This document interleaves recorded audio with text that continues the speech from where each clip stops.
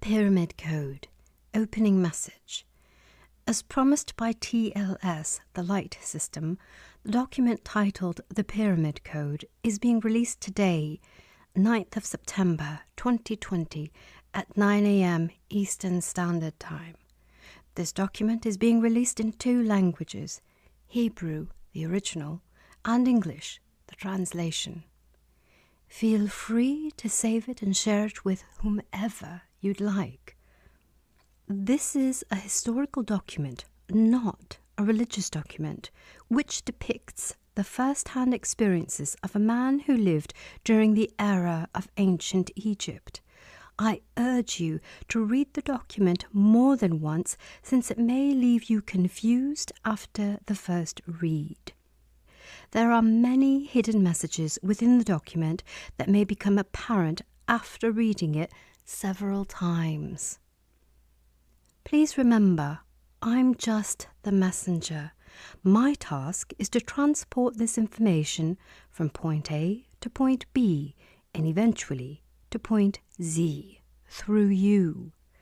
True awareness and pure consciousness will eliminate myths such as COVID-19, pedophiles such as Jeffrey Epstein, monsters like Hitler, corrupt leaders and politicians, and many other disturbing social, political, and economic issues throughout the world.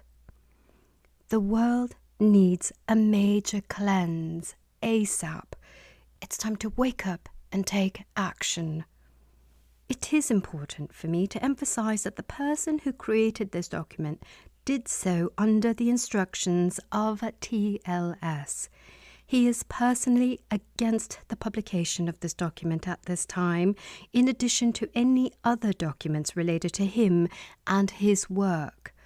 One of the many reasons that he is against publishing this information, as opposed to TLS, is because he believes that people are not ready yet, especially without revealing the codes.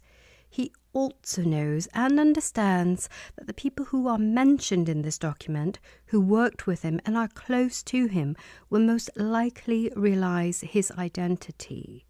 It is his wish for them not to reveal his identity and to remain anonymous. This man possesses a vast amount of valuable information that could be critically useful for us all. The only reason I was given this honourable task is due to the fact that he refused to publish it himself, and he exercised his freedom of choice to not cooperate with TLS in this specific matter. It is my wish and hope that, within time, I will be able to convince him to come forward and reveal all the documents, the information and the codes that are in his possession and in the possession of TLS in order to share it with the masses. I am respectfully requesting from each and every individual who is aware of his identity to respect his wishes of preserving his anonymity for now, so we shall have a better chance of inducing him to reveal more information to the public in the future. In addition, I would like to use this opportunity to implore TLS and my dear friend, the creator of this document, to come forward and exercise full transparency and reveal any and all information, past, present, and future, for our sake and the sake of the greater good. It all began on June 9th, 2018. I was approached by a man who was, and still is, quite close to me. This man had, and still has, unbelievable depths of experience and knowledge. Over the last 2 years, he has given me access to very valuable information. Some of this information includes his affiliation with a very powerful undercover organization, his first-hand knowledge of the spirit world, his first-hand knowledge and experience with extraterrestrial life, his memories of reincarnations from the distant past, such as ancient Egypt, his first-hand knowledge of the mysticism and construction of the pyramids, and much more that will be elaborated on in the following document. Initially, I had doubts, and rightfully so. Although the information shared was extraordinary and quite unbelievable, much of it made sense to me due to my foundation of knowledge that I cultivated over the years. Despite the fact that the information made somewhat logical sense to me, it was still extremely difficult to believe and fully comprehend. It all sounded like a fairy tale to me until February 6th, 2020.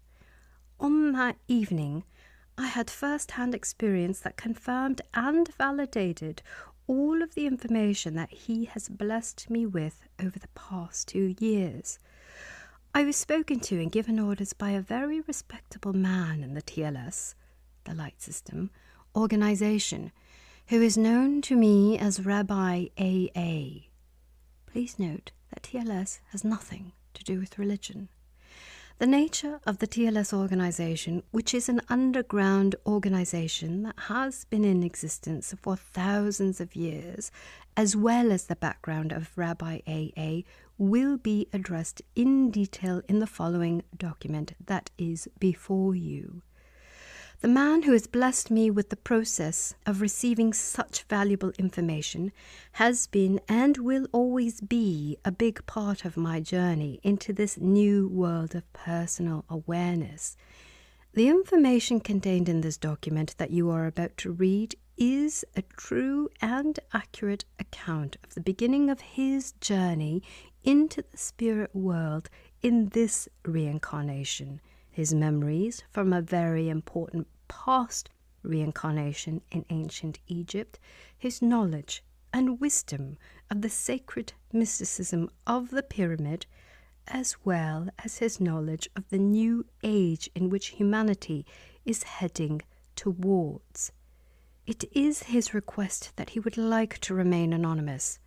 Please note that all of the names, with the exception of my own, have been changed in order to preserve the anonymity of the man who wrote this document. I have been given permission to reveal my affiliation in this man's past reincarnation in ancient Egypt and the mysticism and construction of the pyramids. I believe that he, along with the TLS organization, have blessed me with the opportunity to publish this document for several reasons. First and foremost, I believe that the information in this document will provide whoever reads it access to a new level of awareness and consciousness that will be necessary in the near future, for reasons that will be addressed in the document. Secondly, it is my understanding that I am being prepared to publish a very important and high vibrational book, also written by this man, called Rays of Light. Rays of Light is an 864-page book filled with a vast amount of insights and wisdom about the true nature of the universe that we live in. More information regarding Rays of Light will be addressed in limited detail in the following document that is before you. The third reason I believe that I have been chosen to publish this document is because I happen to be a part of the reincarnation that this man remembers, with in-depth details from the year 1312 BC, which corresponds to the time of the pharaohs in ancient Egypt. Lastly, I understand that he would like to remain anonymous in order to avoid dealing with the many people who may perceive him as insane. He made it very clear that although he is aware that the information he holds is quite valuable and will play a big role in raising and changing the vibration of the collective consciousness here on Earth, he would rather let it all be exposed either by somebody else or after his death in order to not have to deal with the consequences, both positive and negative, of revealing such information. For the reasons I have stated before, and probably many other reasons that I am not aware of, I was asked to be that somebody else. Those who are ready to receive this information will not just believe, but they will know that the information in this document is absolutely true. My intention of publishing this document is not to persuade the reader of the validity of this document. My intention is simply to plant the very necessary seeds of knowledge and awareness that I am sure will sprout and flourish when humanity as a whole is ready. I am aware that many may call me a fraud, and that is okay. I hope it is clear at this point that I don't see publishing this document as a choice. I understand the strength that it holds in energetically raising the vibration and level of awareness of humanity, which is why I see it as an absolute obligation, regardless of how some may perceive me as a result of doing so. I don't believe that I have the right to hold back such valuable information out of the fear that others may look at me differently. My experiences over the past 2 years have allowed me to understand that personal sacrifices must be made in order to bring humanity to a new level of awareness. And after all, I feel that is my purpose and my destiny here on earth. Such sacrifices are the reason why I live. I would have no reason to be here if I was not aligned with my purpose and my destiny. It is my belief that if you are currently reading this, although you may not be ready to accept the information that you are about to read, you are most definitely ready to receive it. Otherwise, it would not have come into your possession to begin with. I ask you to read the following information with not just an open mind, but most importantly, with an open heart. Allow yourself to step out of mind and logic and into heart and love. Allow it to speak to your spirit and resonate with your soul. I wish us all the best of luck in our journey of reaching a higher level of awareness, a journey filled with light, peace, and love. May this information play a role in helping us unite as one, and most importantly, may it bring us one step closer to true bliss and the age of love. LPL. Jason Joseph Shurka. The Pyramid Code. Written by Anonymous. Table of Contents. 1. Introduction. A. Journey into the Spirit World. B. The Light System, TLS. C. Rays of Light. D. My Orders. 2. My First Incarnation. A. They Came from the Heavens. B. Growing Up.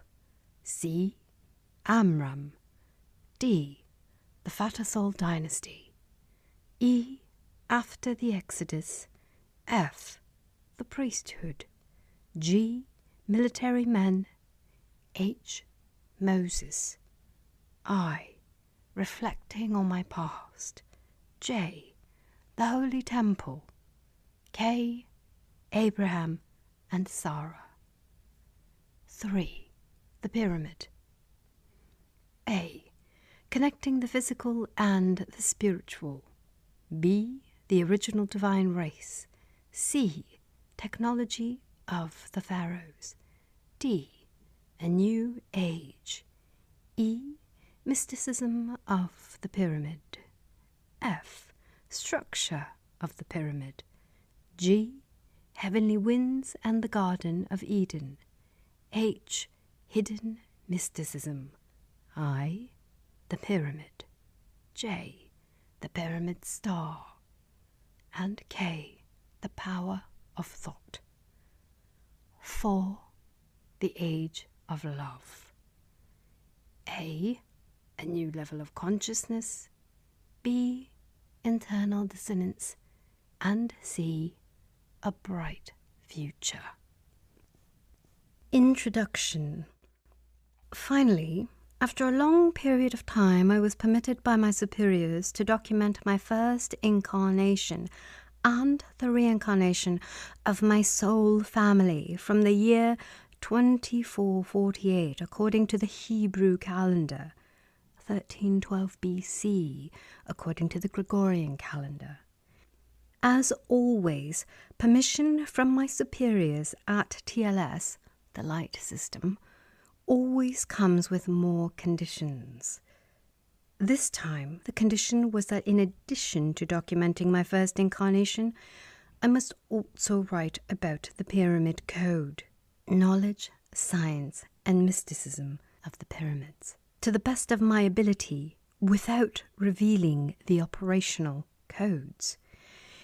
It's difficult for me to even believe that this is happening, and it's even more difficult to understand why they would require this without the code. I don't understand the logic of writing this without the code. After all, the code would reveal the true essence of the information that exists within this document and would allow the reader to gain an immense amount of sacred wisdom, knowledge, and information.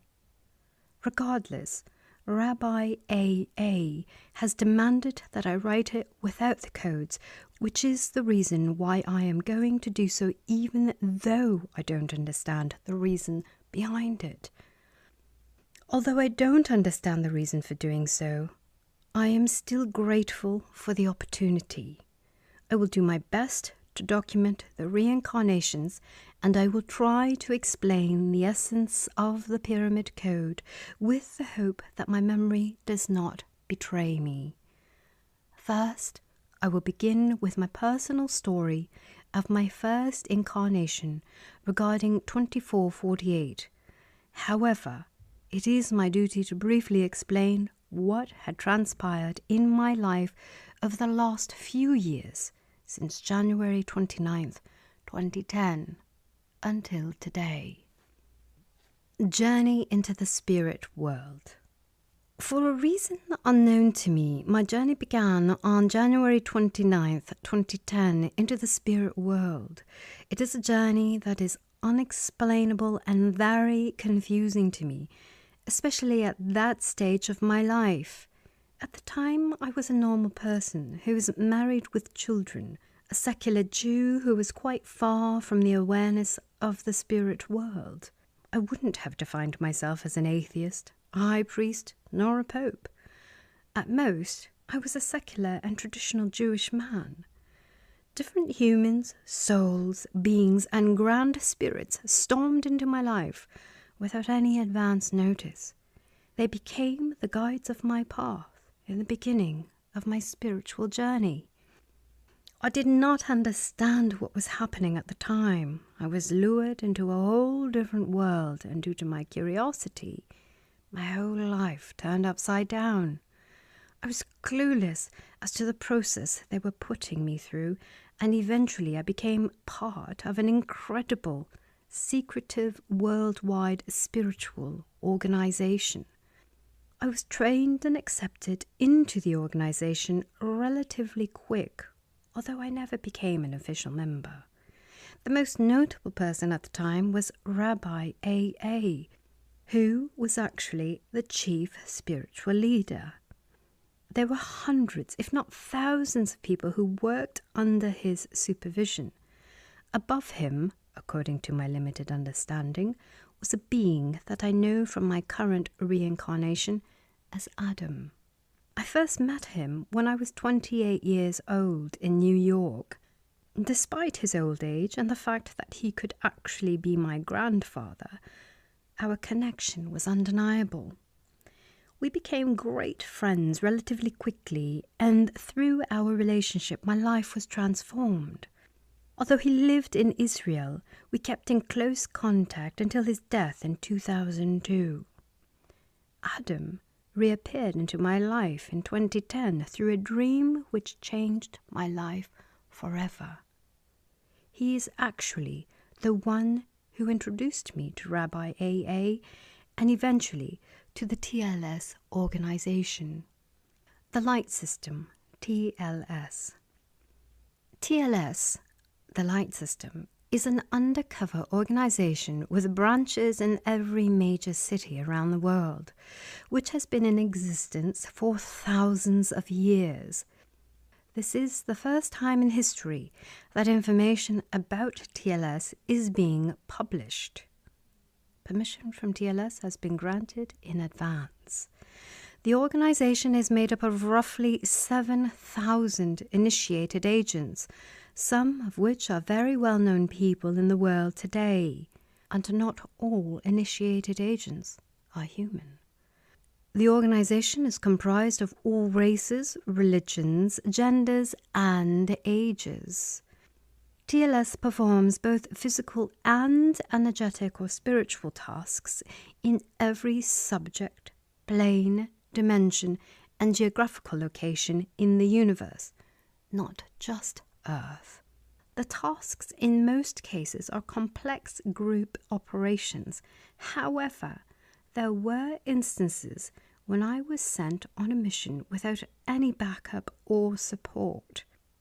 TLS has possession of extremely high and powerful technology that defies all the laws of physics that is publicly known to modern science. The ultimate goal of the organization is to bring humanity as a whole to a new level of awareness and consciousness. TLS became my family and my home. I began to live a double life, and most of my missions and activities have been done in secret. Everything I learned and all that I was doing was kept a secret from everyone, including my closest friends, my wife, and my children. As time went by, I received more knowledge, learned more, and understood more as I performed strange and, at times, dangerous roles and missions till this very day. The organization is comprised of people who work in the physical realm and people such as myself who have been recruited to missions of spiritual nature. Rays of light. I have documented countless meetings with Rabbi AA and the people of TLS, and over time these documents have been compiled into a printed book known as Rays of Light. The book contains a wide range of information and wisdom covering many topics. It also contains a considerable amount of personal information about myself as well as a number of other people very close to me, including my wife and my family.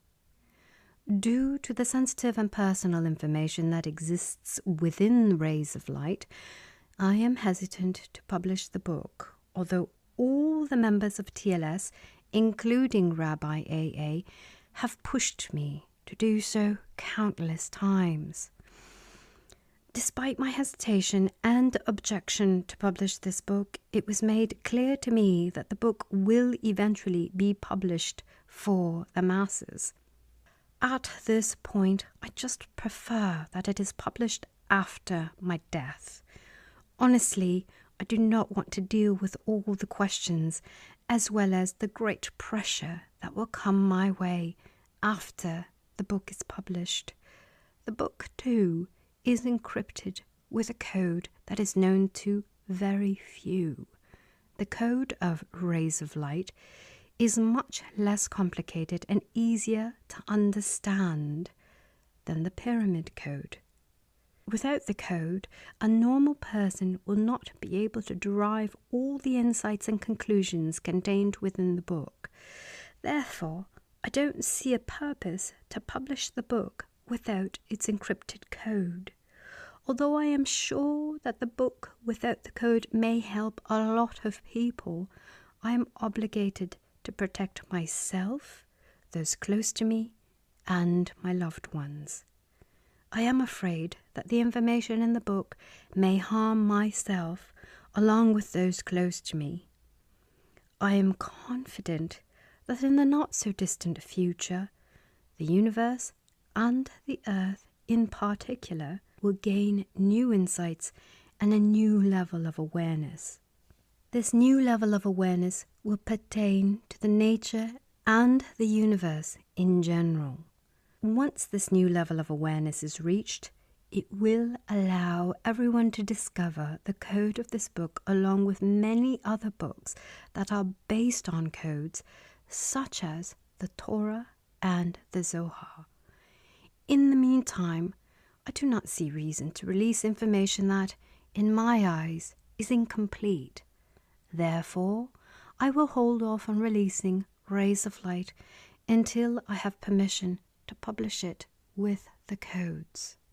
My orders. On February 6th, 2020, I received clear instructions as part of my assignment to document what is currently ahead of you. I write with an excited yet heavy heart. I have mixed feelings. On one hand, I am very happy and grateful for the opportunity to document my first incarnation. But on the other hand, I don't understand why I must write the essence of the Pyramid Code along with it.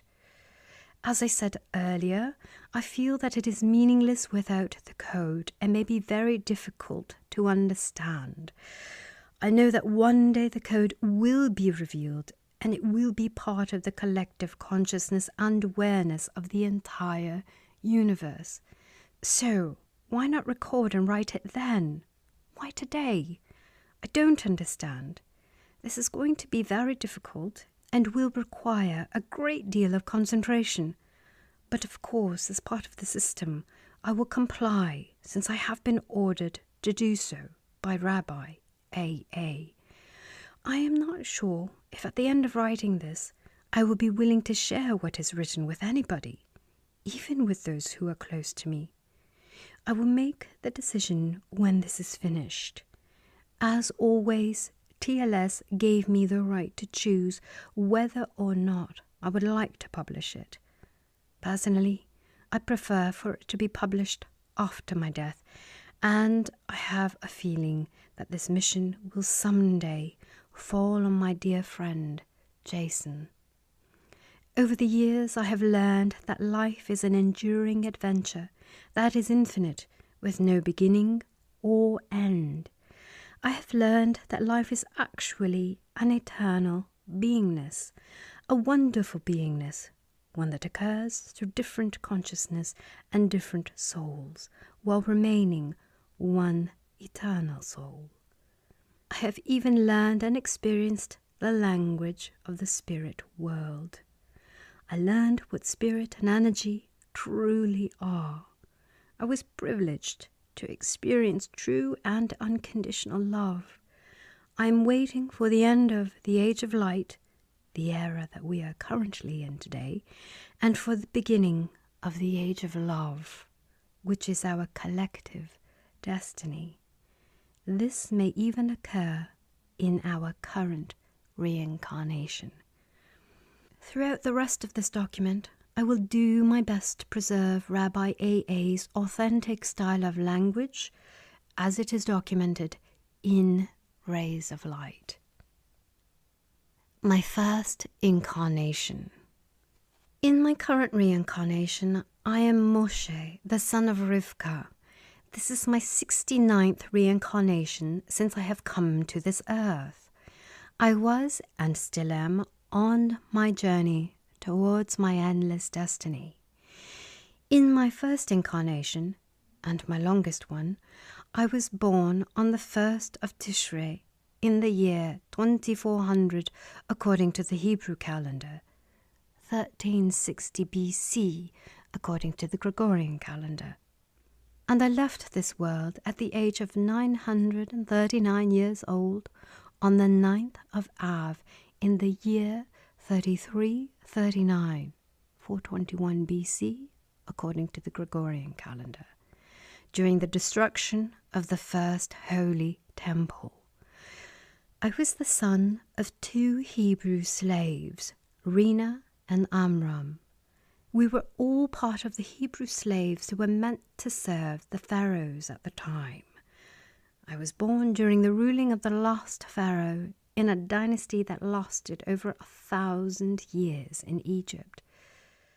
The pharaohs ruled all of Africa and a few other parts of the world for a very long time.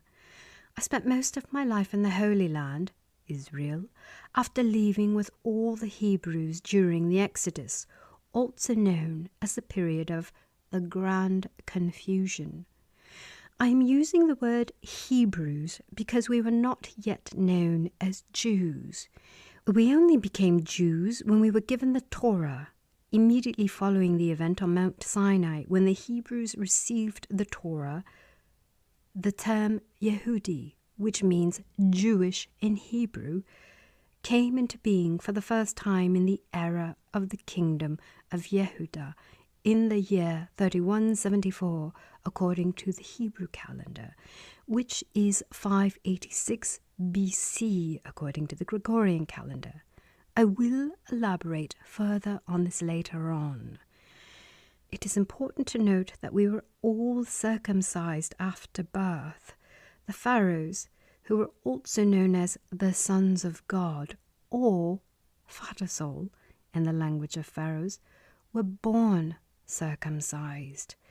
They symbolized perfection in our eyes, and the pharaoh was a god in the eyes of the nation. The word pharaoh in the pharaonic language actually means the house of the divine. They came from the heavens. The pharaohs came to our world from another star or planet. They were sent here to control and change the earth and its inhabitants. The nation looked at them as the sons of God, also known as Vatersol. Over time, the males of the pharaonic race started having children with the human females of Earth, which is what caused the pharaonic race to lose their spiritual power and pure essence. Their offspring was weakened, and they lost their initial powers, their destiny, and their purpose. Due to the physically rooted and primal influences of the humans on Earth, the pharaohs, also known as the sons of God or Vatersol, lost the intimate connection with their inner soul, which resulted in the demise of their rule over Earth. Due to these inter-race interactions, shortly after the Exodus, or the Great Confusion, the ruling of the Vatersol was no more. They came here with incredible technological knowledge and information that gave them the power to rule and build all over the world. For example, the pyramids. The original Vatersol were aliens who had high energetic powers, physical, spiritual, and healing energies. They were also able to call upon and physically speak with animals and higher powers. Rulers such as the pharaoh and the high priest had the power and knowledge to move between different galaxies with either spaceships or through meditation and power of thought. This knowledge and power became diluted over time and was, for the most part, eventually lost. They operated their spaceships through the use of the energy from the sun, magnets, lasers, and the power of thought. Growing up. As I said earlier, I was the child of a Hebrew slave. At the age of 8 years old, the high priest, Jason in my current reincarnation, took me to the Pharaoh's palace against my will to work under him in the holy temple of the palace, the house of the divine of the pharaohs.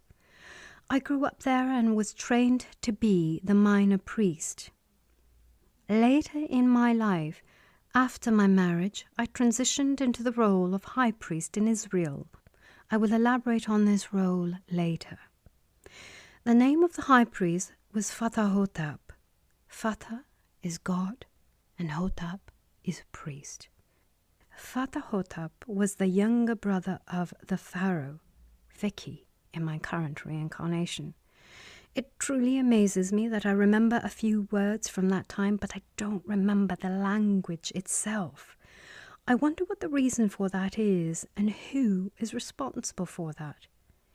My name changed from Menachem, my Hebrew name at the time, to Mano, or more accurately, Manohotep, the minor priest. Manohotep was raised in the royal palace under the high priest in the holy temple of the pharaohs. Manohotep lived in the holy temple from the age of 8 years old to the age of 49 years old.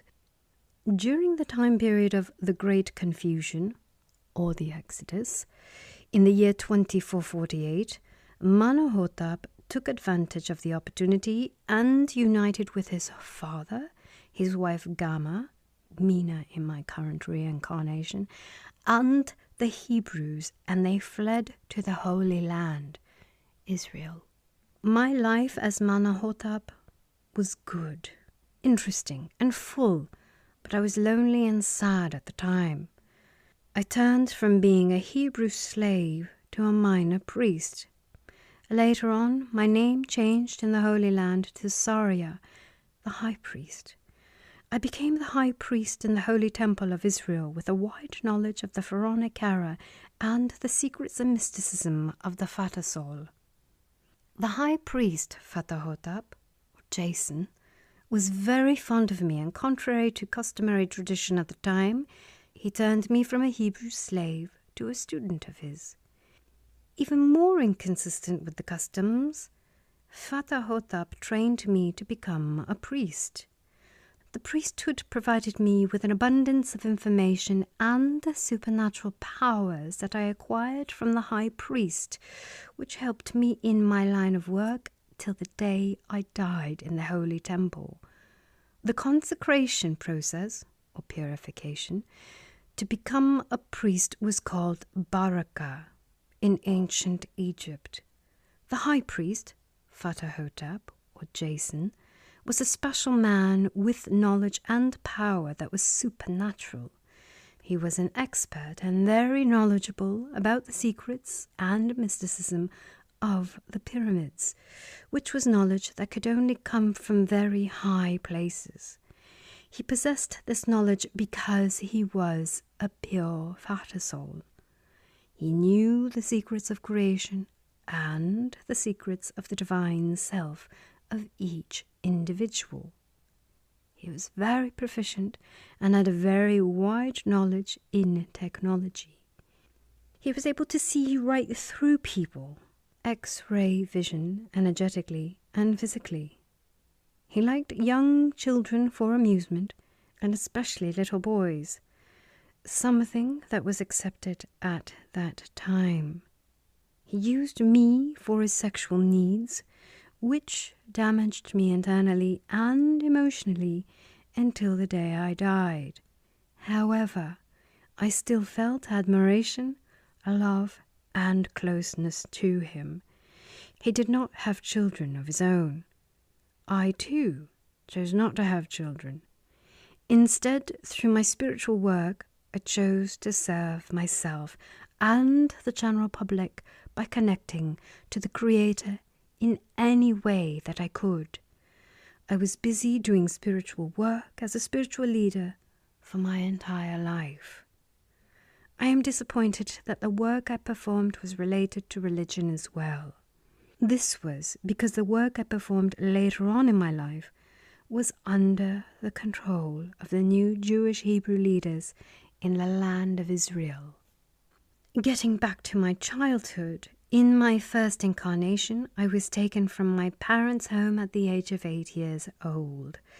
This caused me a lot of sadness and fears that I had to deal with for a very long time.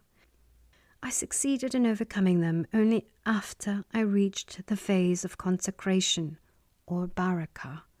My father, Amram, Rabbi A.A. in my current reincarnation, who is the holy Rabbi Eliezer Alfrandi, did everything that he could to be near me. It amazes me that I finally have permission to write his name in full. I was his only son. He hid his identity as a Hebrew slave and advanced into the Pharaoh's palace in a very short period of time. He became very close to the Pharaoh. He gained his trust and became his chief assistant. This provided him and my mother with the ability to be closer to me. My father changed his name from Amram to Amma, and my mother changed her name from Rina to Rona, Rachel, in my current reincarnation. They changed their names in order to hide their true identities as Hebrews. My connection with my mother was never very special nor strong. She died when she was 40 years old, relatively young for those times. From what I can remember, she died, from what I understood, to be sadness. My father died when he was 180 years old. He was born on the 10th of Tishrei in the year 2375 and died on the 5th of Adar in the year 2555, according to the Hebrew calendar. 1385 BC to 1205 BC, according to the Gregorian calendar. However, being an unusual being or entity with secret supernatural powers, he in fact never died. Amram. My father, my guide, and my rabbi, Rabbi A.A., Eliezer Elfrandi in my current reincarnation, came to this world in his first incarnation as the third son of Adam and Eve. His name was Shet. He was born on the 10th of Tishrei in the year 130, 3630 BC, according to the Gregorian calendar, and lived 912 years. He lived several parallel lives as well. Overall, he lived 1,010 reincarnations until January 28th, 2014, the 27th of Shvat, in the year 5774, according to the Hebrew calendar. On that day, he did not reincarnate. Instead, he moved towards his final destiny, and he is currently in the pyramid star. My father, my teacher, and my rabbi was born and reborn, but never died. He simply lived parallel lives and moved between different reincarnations. For example, the reincarnation of Shet of 912 years, the reincarnation of Amram of 180 years, the reincarnation as Rabbi A.A.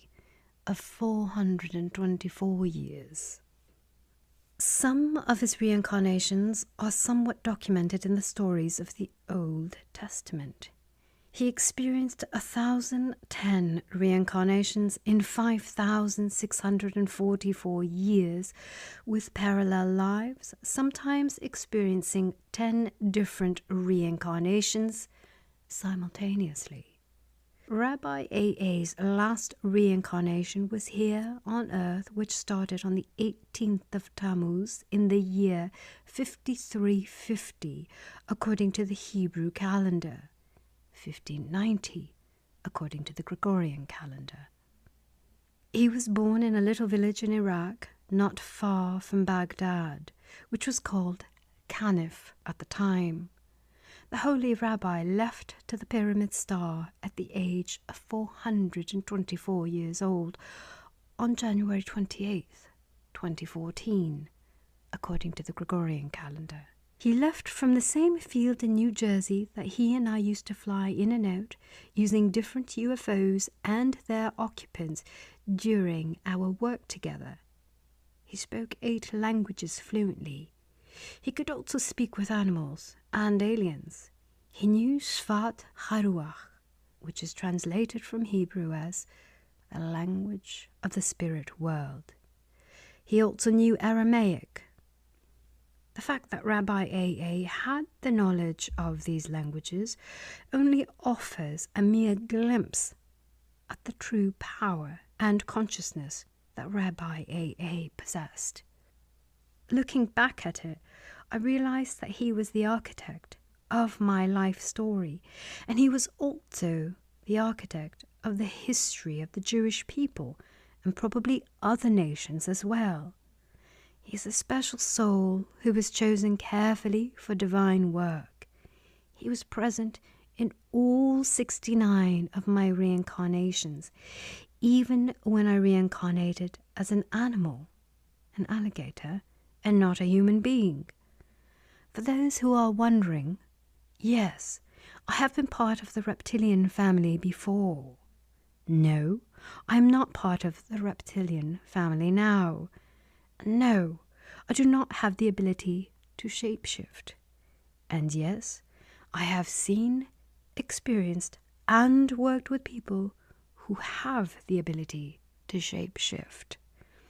Ever since my last meeting with Rabbi A.A., something happened that brought me to a new level of consciousness.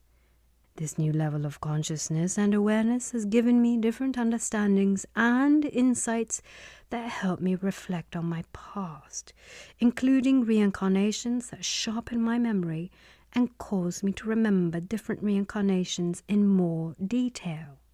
For example, in one of my reincarnations, I was an eagle ruled by a shamanic Indian in North America. The shamanic Indian is present-day Orly in my current reincarnation.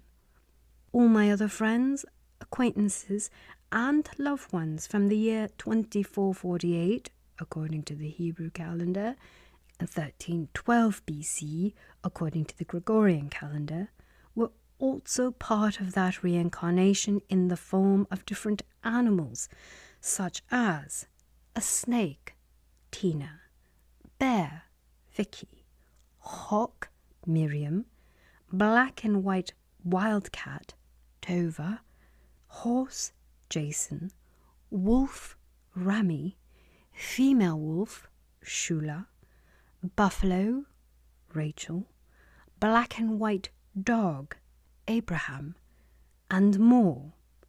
All the animals were controlled by the Indian shaman who used animals and plants for treatments and healing. A significant part of the treatment was performed with the use of psychedelic mushrooms, psilocybin, for different healing purposes. The shaman's use of psilocybin on humans and animals gave him the spiritual power to control both humans and animals. In order to strengthen himself and his power over man, animal, and beast, he made sure that the psilocybin would be part of their daily diet in very small quantities.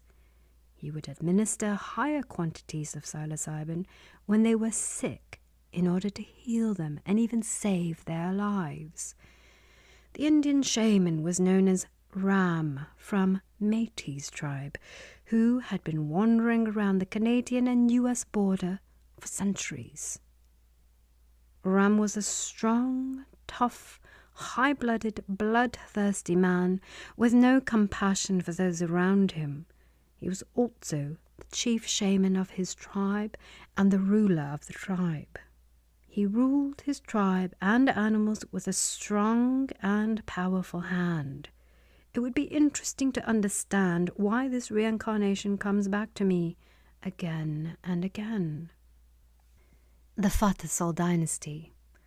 Contrary to common knowledge and belief, the Hebrews of ancient Egypt did not live a life of suffering and did not perform forced labor the way it is described.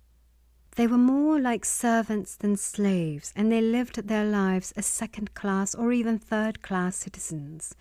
They did not have rights like the Egyptians, and they did not get paid for their work. They only received food, clothing, and shelter. They did not own any assets. Everything was given to them by the Egyptians, more accurately, the pharaoh. The last pharaoh, The one who ruled during my first incarnation, or Vicky in my current reincarnation, was relatively cruel and harder on the people than the ones before him, despite being an entity with higher powers, just like all of the other pharaohs before him. Although he was not a pure fata soul, he was still considered a god to the nation. His wife was Farah, or Tova, in my current reincarnation. Farah died at a relatively young age. She was a pure fata soul who went through the Baraka process at a young age and became a high priestess before she married the pharaoh, Vicky, in my current reincarnation. It is not clear to me why she died at such a young age. It was most definitely not typical for an offspring of fata soul to die at such a young age. Even more interestingly is how the pharaoh or Fata Hotep didn't succeed in healing her, if indeed she was sick, with the magical staff that they had in their possession. I know many souls were helped and saved from death with the magical staff. I suppose she reached her destiny in this reincarnation. Saroka, Tina in my current reincarnation, who was Farah's daughter, went through the Baraka process in the holy temple in the pharaoh's palace under the supervision of Fata Hotep, who was the high priest, which is customary of every pharaoh child from the offspring of Fata soul. Mano and Roka built a very close relationship as young children, as they were both students of the priesthood. They spent a lot of time together, worked together, and learned together. Roka loved and was loved by Mano since she was a child. Their love was destroyed because she chose to marry her father, which was very accepted at the time, due to her mother's death, because she, like the pharaoh, was from the offspring of Fata soul. From the start, the love between Mano and Roka never stood a chance to come to fruition, since Mano was originally a Hebrew servant, whereas Roka was from the Fata soul dynasty. Roka had to pass the Baraka process in order to be worthy to marry her father, Pharaoh, Vicky in my current reincarnation, which is a process that took many years. At the age of 18 years old, Roka married her father, Pharaoh. In the wedding ceremony, in which Mano was present along with the rest of the priests, Roka received the title of the Queen of the Pharaohs, as well as the title of the High Priestess, who possessed immense power and knowledge. Roka had a personal assistant since she was born, who was named Mer, or Miriam, my wife in my current reincarnation.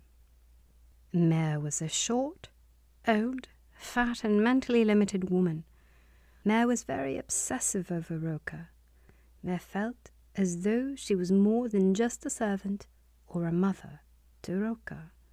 According to my memory, Mer was a simple Egyptian woman who never married nor brought children to the world. Roka had a daughter named Gama, or Mina in my current reincarnation, who was also sent to go through the Baraka process since she was a daughter of the pharaoh. She went through the Baraka process in the holy temple of the pharaoh's palace under the supervision of Fata Hotep. Mano Hotep was a teacher to Gama as well. Mano and Gama fell in love. In the year 2448, they took advantage of the period of the Great Confusion, or Exodus, and fled with the Hebrews to the land of Israel. In the year 2449, according to the Hebrew calendar, Mano and Gama got married in the desert on the way to the Holy Land when Mano was 50 and Gama was 17. Their wedding was on the 1st of Tishrei, which was also Mano's birthday. They chose not to have children and instead dedicated their lives to their spiritual work. They both lived very long and full lives and died together in the evil fires of the destruction of the first holy temple, their home, in Jerusalem before the Babylonian exile on the 9th of Av in the year 3339 according to the Hebrew calendar and 421 BC according to the Gregorian calendar. Mano was 939 years old and Gama was 906 years old. Their bodies were never buried. They both served as high priests until the day they died. Gama was the head priestess, deputy of the high priest Saroka, which was Mano's new name or title in Israel, in secrecy, because it was not accepted at the time for a woman, especially a gentile, to hold such a position of power. Gama was an Egyptian woman of the pharaohs from the offspring of Pharaoh. She never converted her destiny or her essence into Judaism, but she was part of the new Jewish nation and highly respected by all. It is important to note that although Mano and Gama loved and married each other, their connection and relationship would have never been accepted by the pharaoh if they would have stayed in Egypt because of Mano's past of being a Hebrew slave and Gama being the granddaughter of the pharaoh. As priests, Mano and Gama attained the ability to experience and see unlimited strength of high powers, downfalls, wars and plagues. They earned the ability to see, work with, and accompany the most powerful people of the Jewish nation. They were also part of the Jewish nation's journey in fulfilling its destiny all the way to its downfall on the 9th of Av in the year 3339 or 421 BC according to the Gregorian calendar. They hid religious objects and mystical or magical tools of different kinds under the dome of the rock in Jerusalem, and that technology is still there today, waiting to be found and brought to the world's awareness. Among the different objects buried under the Holy Temple exists 3 original Torahs that were written by Moses and his assistants. I emphasize his assistants. When Mano and Gama fled from Egypt during the Exodus, they were able to take the magical staffs and bury them under the Holy Temple. The Torah on those days was learned as oral Torah and not the Torah that we know today. Mano and Gama served the nation for many years with the knowledge they acquired in Egypt as priests. They did so according to the laws of the Jewish religion. As high priests, Mano and Gama knew how to communicate with animals through speech and telepathy. Others from the royal palace, such as Pharaoh, Saroka, and Ptahhotep, knew how to do this as well. The last pharaoh's favorite animal was a lion named Chisholm, my dog in my current reincarnation. Chisholm was very close to Saroka, Gama, and Mano when they were kids in the pharaoh's palace. They went their separate ways when they left Egypt during the period of the Great Confusion, or Exodus. Chisholm was born in the year 2415 and died in the year 2450, according to the Hebrew calendar, 1345 BC to 1310 BC, according to the Gregorian calendar. After the Exodus. On the 15th of Nisan, in the year 2448, according to the Hebrew calendar, or 1312 BC, according to the Gregorian calendar, Mano and Gama, along with the Hebrews, left Egypt and arrived to Mount Sinai, which is actually Mount Kharkoum in present day, on the 1st of Sivan. On the 6th of Sivan in the year 2448, the holiday of Shavuot, God came down to Mount Sinai and spoke the 10 Commandments. The following day, on the 7th of Sivan, Moses went up to the mountain for 40 days to get the 10 Commandments. Moses came down with the 10 Commandments, the tablets, on the 17th of Tammuz, 2448, and broke them out of anger due to the infamous golden calf story, the nation's sin. Moses went up to the mountain once again on the 18th of Tammuz for 40 days to ask forgiveness and atonement for the sins of the Hebrews. He came down on the 28th of Av.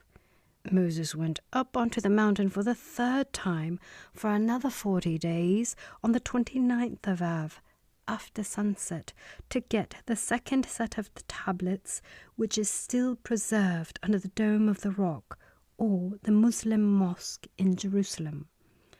Moses came down from the mountain on the Day of Atonement, or Yom HaKippurim in Hebrew, according to the Hebrew calendar, on the 10th of Tishrei in the year 2449, at sunrise, according to the Hebrew calendar, 1311 BC, according to the Gregorian calendar, for the last time. Although there are no codes in these writings, I am purposefully giving you the details of the dates since they will be important one of these days. Whoever knows the code for the book Rays of Light, as well as the Pyramid Code, will find these dates and details used quite often to continue their work and understanding. The end of the Pharaonic era came with the Exodus. As this era came to an end, the secrets of the universe, along with the different technologies, were lost. Among the sacred technologies that perished were magnets, lasers, and light energy, which were used to build the pyramids. From this point forward, Egypt declined and eventually became what it is today, a poor and primitive nation.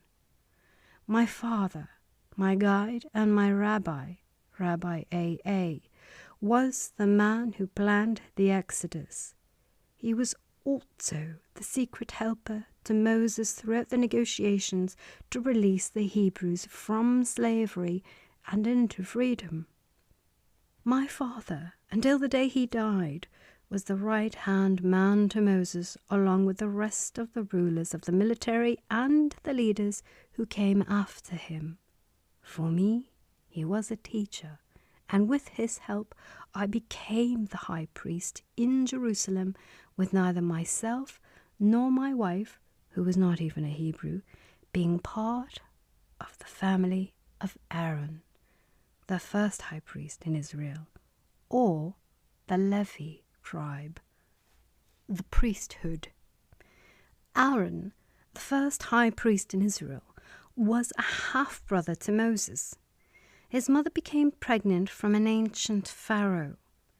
Aaron was the offspring of Pharaoh, who were aliens.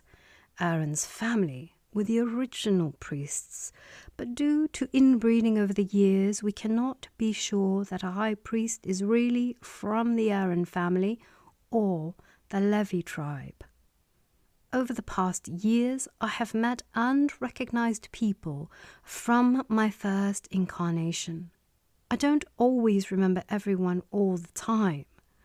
For reasons unknown to me, the memory comes and goes. Eliezer and the high priest, Yoni Cohen, in my current reincarnation, replaced his father Aaron after his death. I, Saria, the son of Amram from the Menashe tribe, replaced him as the high priest upon his death. There were head priests who worked under me as my deputies.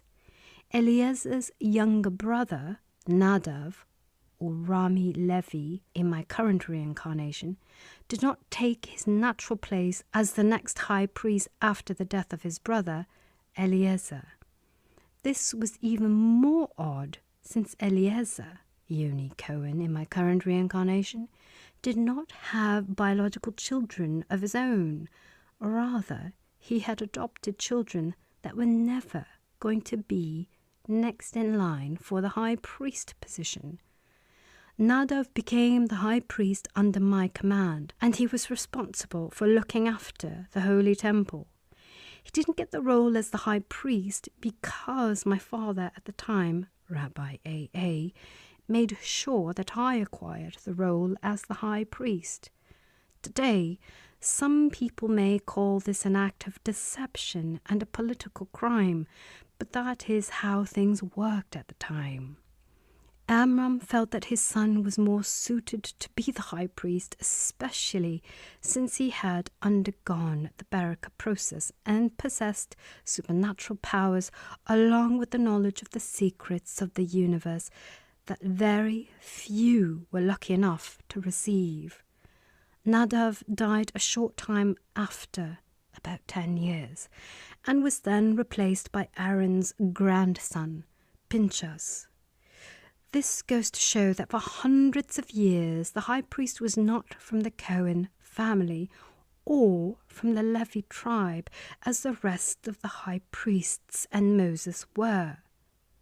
To top it off, Saria's wife, Gama, who was not only a gentile but a pharaonic alien from the Fatazul dynasty, served as a head priestess in secrecy. Long story short, the whole priesthood was a farce.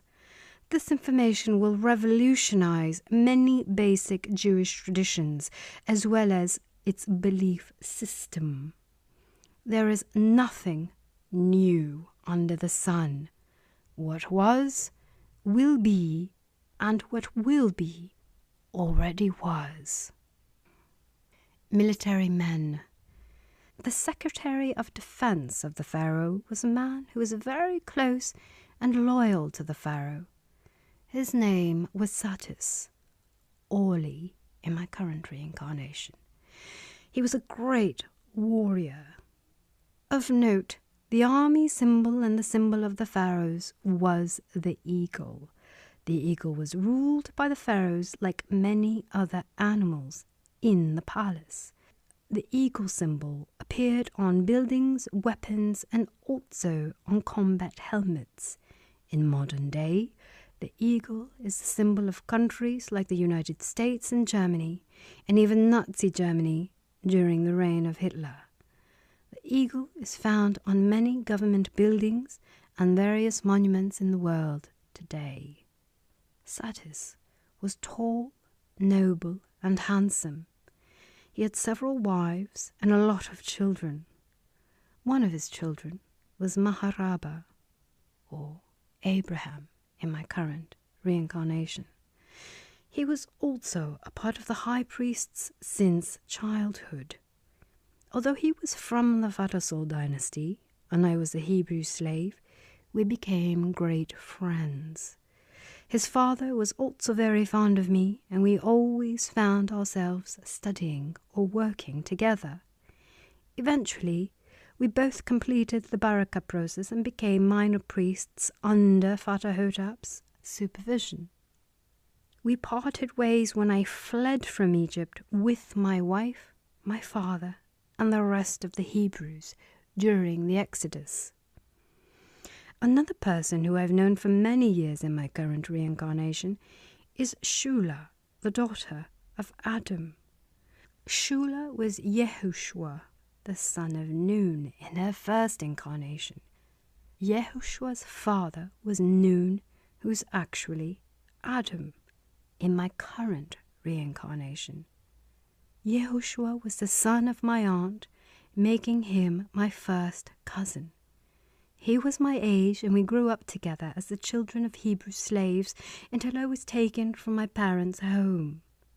Yehoshua reached very high places in the Hebrew Jewish ruling class as a Jewish military man and was very close to Moses, Aaron the high priest, and also my father, Amram, Rabbi A.A.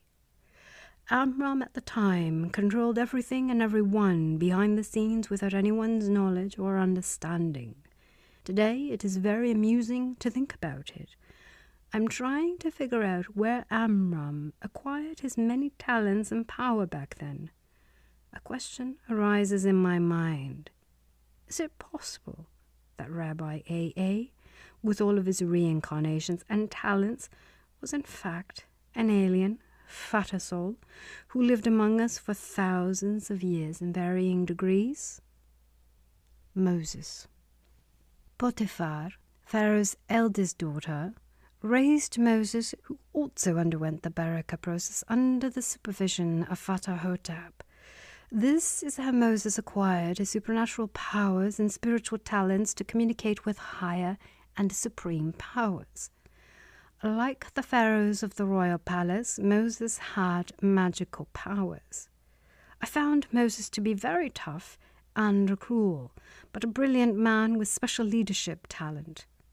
Everyone was afraid of him, yet everyone respected him. He escorted approximately 3 million people out of Egypt to Israel in a journey that took 10 years, as opposed to the 40 years that is written in the Torah. For the record, they could do the same journey in less than half a year. The reason why Moses made the journey to Israel take much longer was to get rid of the old generation and their slave mentality, while simultaneously preparing the new generation for a new and powerful life with a different set of values as a free nation. In the first 49 days until they reached Mount Sinai, 1/3 of the people died, mainly due to the intense heat of the Sinai desert. The deceased consisted of primarily elderly people. Another significant number of people died during the following years due to an incomprehensible disease, and another 250,000 were ordered to be exterminated by Moses due to their betrayal in the supreme power. This extermination was due to the famous story known as the Golden Calf. The difference is that instead of the 24,000 people butchered, as is written in the Torah, Moses ordered the extermination of 250,000. Many more people were killed along the way. Many were also killed by various tribes that attacked them on the way to Israel. No one was buried on the way to the Holy Land other than Moses and Aaron, the high priest. Bodies were either left behind or, at most, they were burned. True Jewish burial began only after the Jews entered Israel. The Jews arrived in Israel without Moses. They were about 1.5 million people, including the calculation of the increase in population due to the reproduction within the 10-year period. Most of the people were young, as planned. Reflecting on my past. As I write my memories of my first reincarnation, I delve deeper into my soul, and many memories come to me from the past. Nevertheless, living over 900 years, there are many stories and memories. I don't remember a large portion of it, but what I do remember, for the most part, is unimportant to me. It does not feel like an issue that has any impact on my current path in life. I choose not to document countless stories which only interest me and are not significant at the moment. Getting into the small details takes me into deep places within myself that make it unnecessarily difficult for me. It also causes me to disconnect from my current self and my current environment. I also feel that it affects my current work and missions within TLS. I recently took a new mission upon myself that is vital to improving our current global situation. I cannot discuss this mission as it is currently active, very dangerous, and is a result of the malevolent forces that are operating our world. I try not to let my memories of the past interfere with my work, but they intrude daily. I do not and will not fail.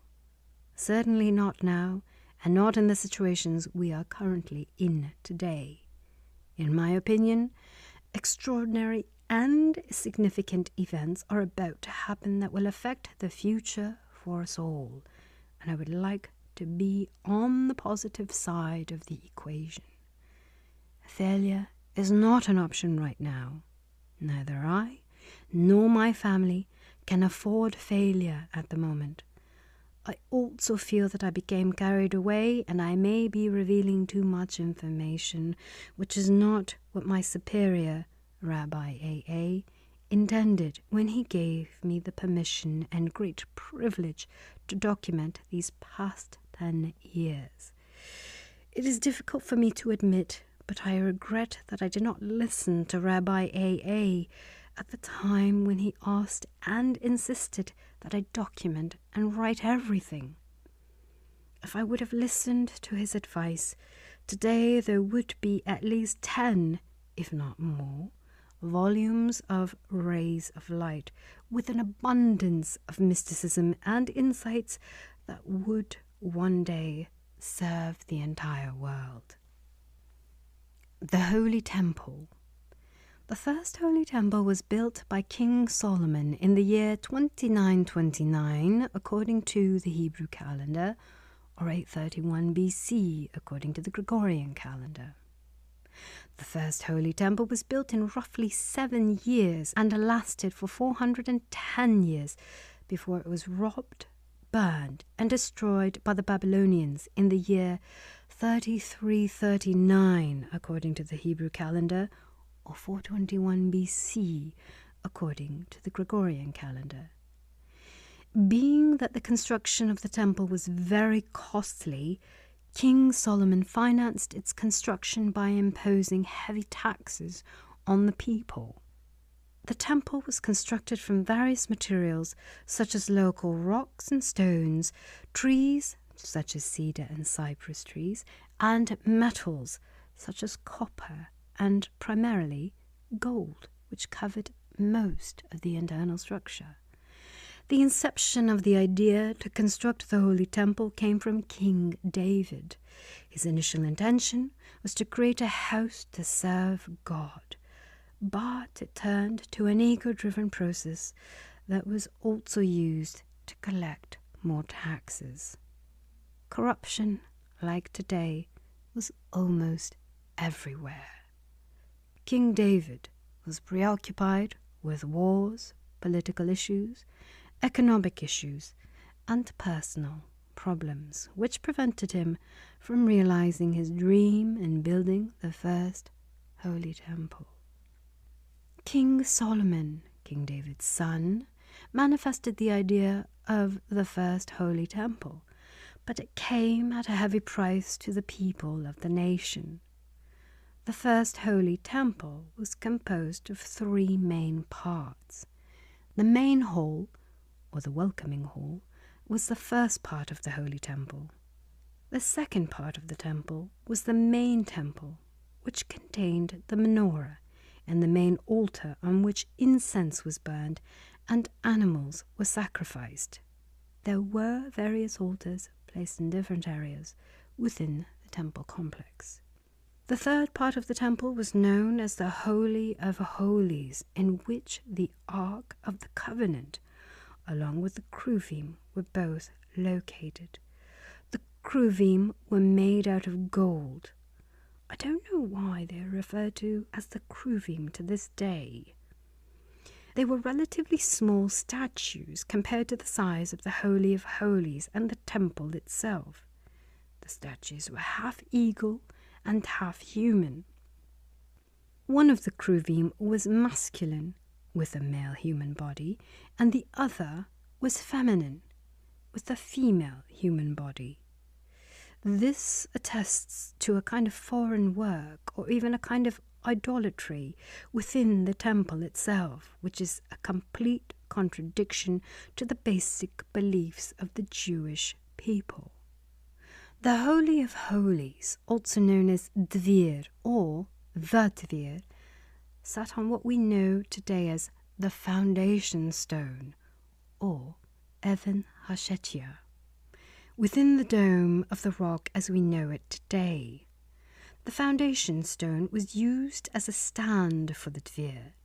Sacrifices were made and the incense was burned on the foundation stone, Evan Hashetia.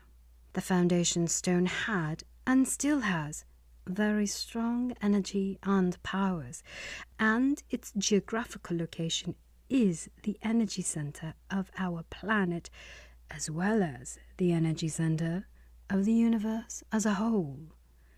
The origin of the name Evan Hashetia, the foundation stone, is based on the essence of the term, quote-unquote, founded, translated from Hebrew, which means that the origin of the creation of energy and creation itself was founded in this geographical location.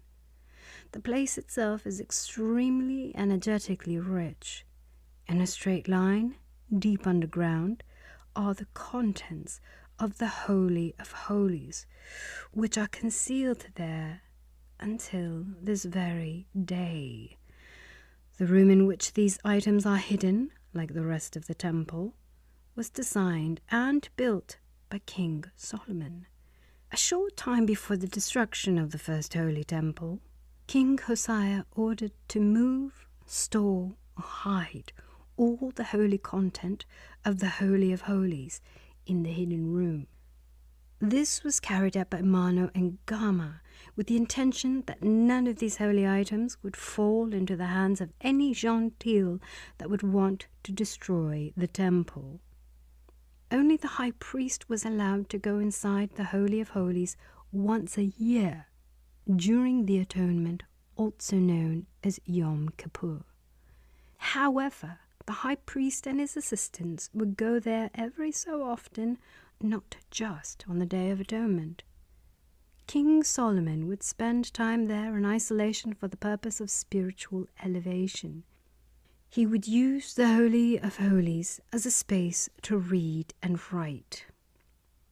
My knowledge and my memories regarding King Solomon and his father take me back to the past. It's a very strange feeling. I knew them and their heirs very well. As a high priest, I was their counselor, their doctor, and I dare to say, even their psychologist. David and Solomon, who were the founders of the first holy temple, were very strong and very smart, but very corrupt in their nature. They were greedy, powerful, and respected. Their personal lives were in utter chaos, and as a family of nobility, I would define them as a dysfunctional one. Within the family itself, there was incest, rape, and various murders. There were also wars over power and inheritance. There was betrayal between all family members of the family, from the grandparents to the grandchildren, along with all of their descendants.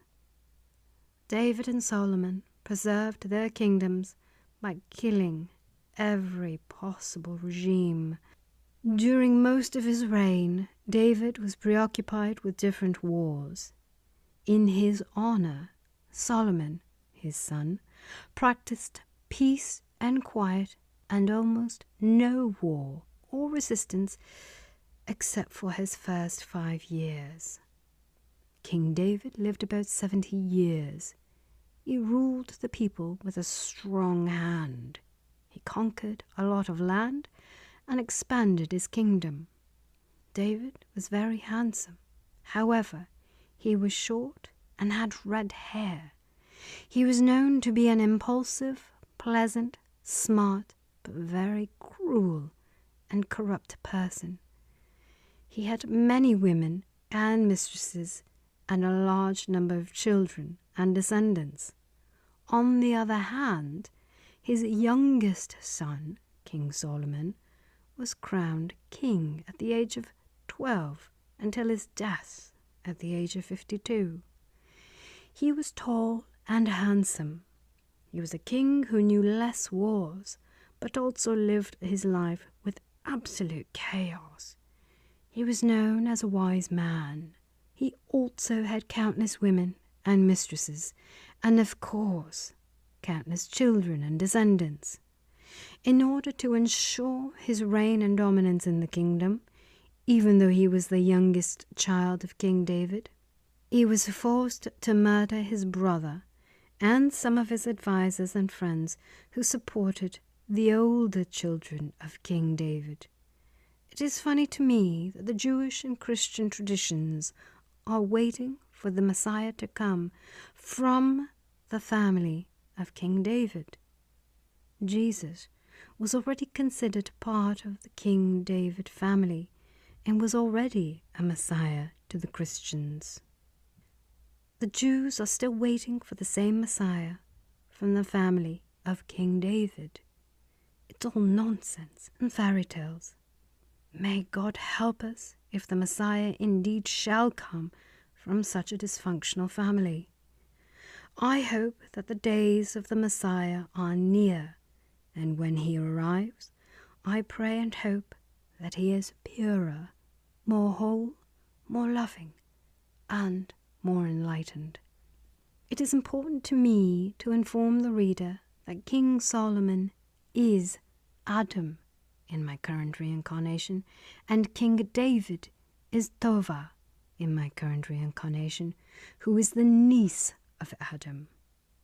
Of course, some of their wives, mistresses, children, and grandchildren were souls that I know today as part of my soul family and a few close friends, but there is no need to go into detail at this time. Abraham and Sarah. Before proceeding to the insights of the Pyramid Code, I would like to share one story that is very close to my heart from my first incarnation. In the year 3000, according to the Hebrew calendar, or 760 BC, according to the Gregorian calendar, Saria the high priest, from my first incarnation, was 600 years old. It was not common to celebrate a birthday in those times.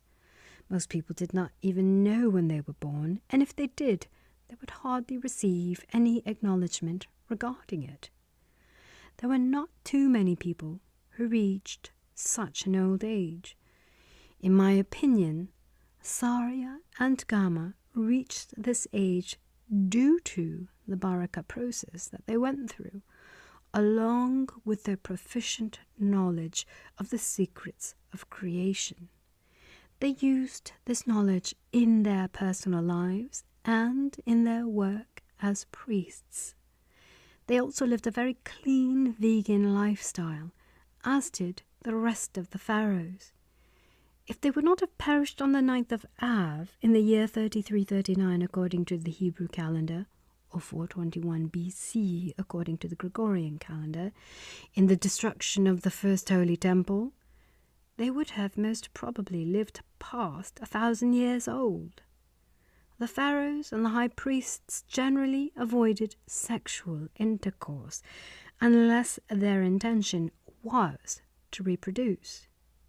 Physical love and mating occasionally occurred through normal intercourse as we know it today, but they mostly committed the act through meditation and telepathy with almost no physical contact except for holding hands and, in some cases, by touching legs. High priests would also mate by touching foreheads. Mating in this way preserved the essence of their bodies in a physical sense. It also preserved their internal energy, which was the secret of their vitality for their spiritual work. This is the reason why most of them would live such long lives compared to us today. Very few people truly knew how old Manu and Gama were, as they kept their age a secret.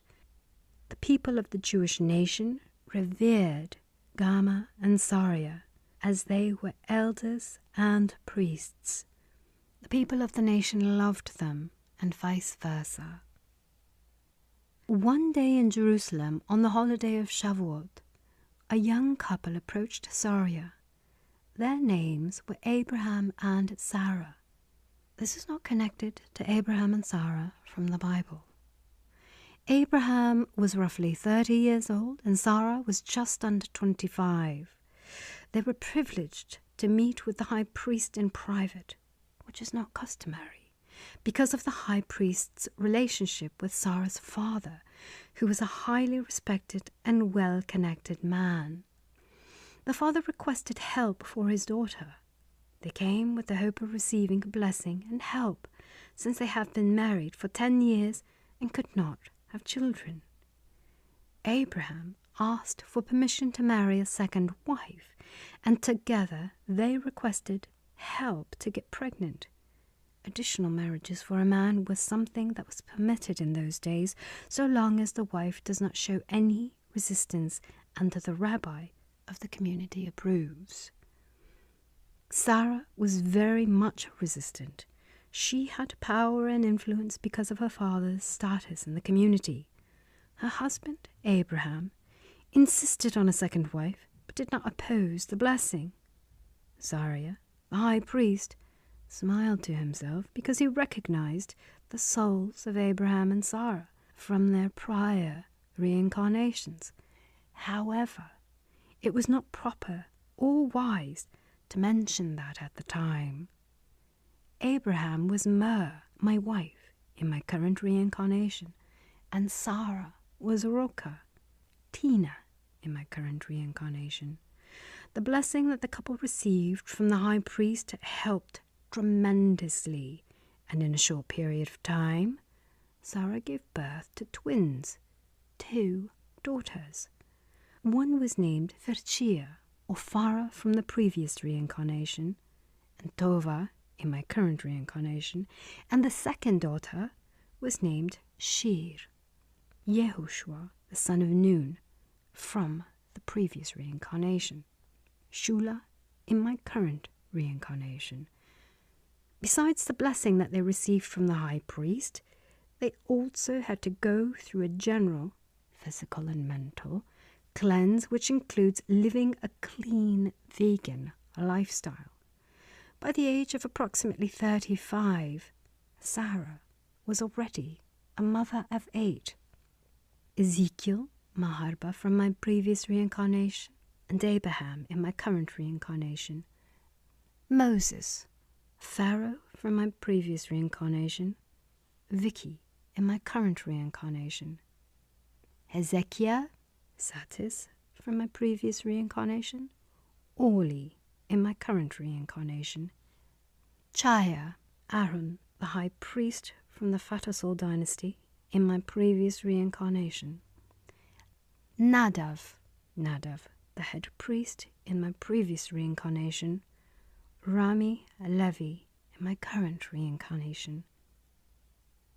Eliezer, the high priest from my previous reincarnation. Yoni Cohen in my current reincarnation. Sarah and Abraham lived a good life. If I am not mistaken, they lived until roughly the age of 38 years old. They have always been and still are a part of my soul family. The family friendship between Saroka, Gama, and the young couple became even stronger over the years. This caused a little discomfort to Saroka and Gama because of the fact that they knew the truth behind the priesthood, the fact that they took the place of the high priests and that they are not from the Levi tribe or part of the offspring from Aaron, the high priests, and his family.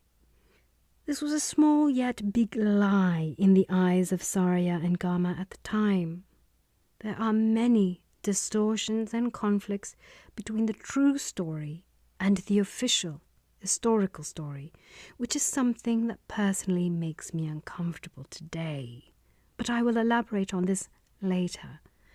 I have to emphasize the fact that this incarnation was extremely long, very interesting and full of love, excitement, upheaval, and many bumps along the road. New rectifications, tikkun in Hebrew, that I went through in other reincarnations make no sense compared to this incarnation. However, I suppose that is the way of the world, especially the spirit world. With all the knowledge and experience, I always ask myself at the end of the day, why? How? When? What will happen in the near and distant future? The more I know, see and learn, the more I realize that I do not know or understand anything, and that we are just one drop in the entire ocean.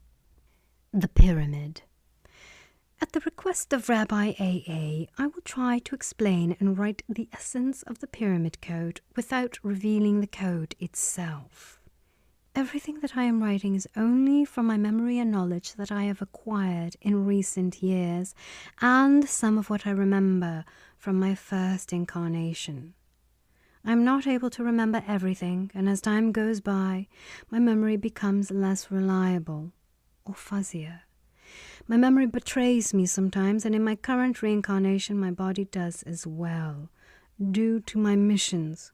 Or maybe it is more accurate to say that I betray my body in spite of my missions and knowledge. I am sure that the knowledge that I possess is not perfect and whole. My memory becomes more sharper and more pronounced as I write. As I went through the Baraka process, which is a long process that takes years, I first learned about current world history. Only after did I begin to learn about the spiritual power as opposed to the physical power, and how the two can be connected. This was a long, tedious, and difficult process to digest. I will begin with a little background on the pharaohs, or Fatasol, who were part of the evolution of the Earth's development in the distant past. Connecting the physical and the spiritual. Earth operates according to natural laws that are set by the Creator. Earth is always moving, evolving, and changing. Change and evolution in the spiritual world is propagated by different waves, frequencies, and vibrations that are consistent to each form in nature. This energy remains in these abstract forms until it permeates matter, which results in the changing of matter or the creation of new matter. This process can be achieved through spiritual words or spiritual powers, via waves, frequencies, and vibrations. In other words, flesh is created differently from an animal to a human being. A brain is created differently than a human heart. Everything has its own frequency, its own physicality, and its own spirit within it that affects its waves and vibrations. As spirit transforms itself into physical matter, the material that culminates, such as the death of a body, reverses its direction and returns back to spirit. It then further transforms to become source, or energy, or power again. This process continues for many years. It is a very slow process that spans millions of years. I am trying to preserve the language and style of Rabbi A.A. in this document, but it is not easy. The original document was written in Hebrew and translated into English. Hebrew is my native language, but my ability to speak and write was always weak. The original divine race. The initial race here on Earth was a very spiritual race. I would say that they were 90% spirit and 10% matter. The spiritual world and its laws ruled the world as opposed to the material world and its laws that we know today. The initial race was a conscious race with appreciation, love, an understanding for the divine plane and the laws of nature. I am talking about a very faraway era, way before Atlantis or Adam and Eve. I am talking about a community that was naturally conscious and enlightened, without desires and impulses as we have in our current days. This was a race that was fully aware. This was a race that knew the secrets of nature and understood the secrets of creation. They had knowledge that had no boundaries, one that was characterized with a direct divine connection to the Creator. This was a race that knew how to control and guide nature. This was a race that did not have to work for their livelihood and did not have pain during childbirth. Nature worked for them, and they preserved nature according to the Creator's will. However, for some reason which I do not understand, there was another race that arrived, or was created, to Earth. They were a very different race. They looked like the original race, but they were spiritually void. They were 90% matter and 10% spirit. I suppose that they are the forefathers of Adam and Eve. This new race did not know peace or quiet. Due to interbreeding, the spiritual race was weakened and became physical matter, a process that took eons. The same divine race mated with the female of the other race, and they gave birth to mixed offspring of different sizes and colors. The new race had a very primitive brain with slow development. They were a race void of divine emotion. Along the way, there were a few who were spiritually grand, but no one reached the spiritual level of the initial divine race. The original divine race, the grand spirits, are trying to rebalance the earth up until the present day. On the 10th of Tishri, in the year 1010, according to the Hebrew calendar, or 2750 BC, according to the Gregorian calendar, aliens, Fatasol, came down to Earth from 4 different stars, or planets, that were destroyed for reasons that are unknown to me. The aliens that remained were sent here to assimilate with the native race and slowly rule the world in a positive way. Each group went to a different part of Earth, north, south, east and west. The pharaohs reached what we know today as the African and Egyptian regions. They were all part of the original divine race. For the most part, all the aliens looked like ordinary human beings. The pharaohs had a long rectangular skull, unlike human beings of Earth, who had a rounded skull. The bodies of the pharaohs were thin, noble, and tall.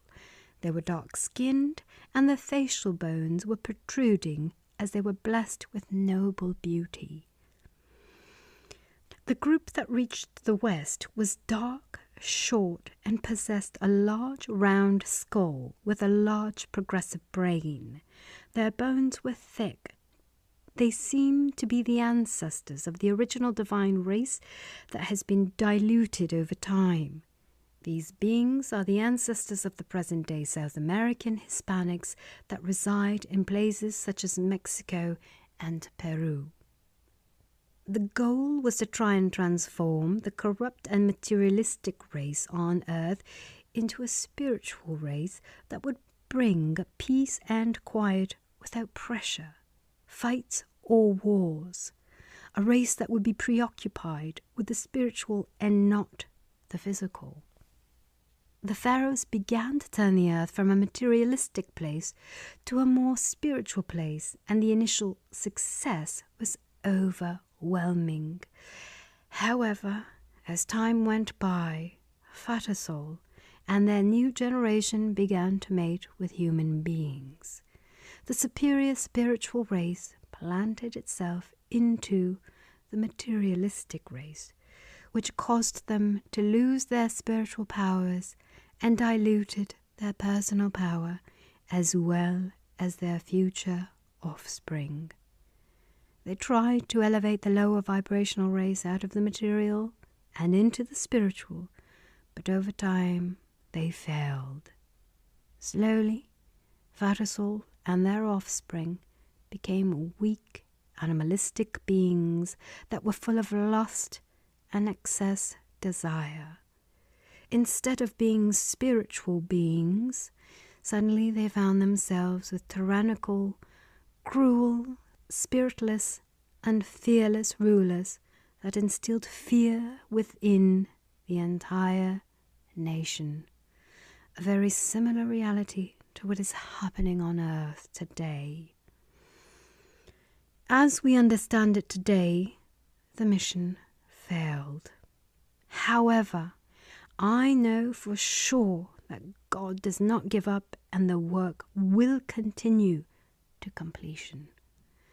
It is an ongoing process, and we are on our way to the eternal light, which is the age of love. Within another 1 or 2 reincarnations at the most, we will reach this place. In fact, this eternal process is the work, destiny, and goal of entities such as Rabbi A.A. and Adam. It is the destiny of souls like the pharaohs who have come here to save themselves and planet Earth from physical and spiritual extinction. I believe that the day will come when the Son of God, Father Soul, will manifest in a human body to show all mankind the way out of darkness and into the light, from stress to consciousness. That entity, in my eyes, will be the Messiah. Technology of the pharaohs. The pharaohs began to take control of everything and slowly began to rule the earth. They tried to create a new spiritual world. They needed to preserve, protect, and develop the tools they used for their work and the vehicles they used for transportation for future generations.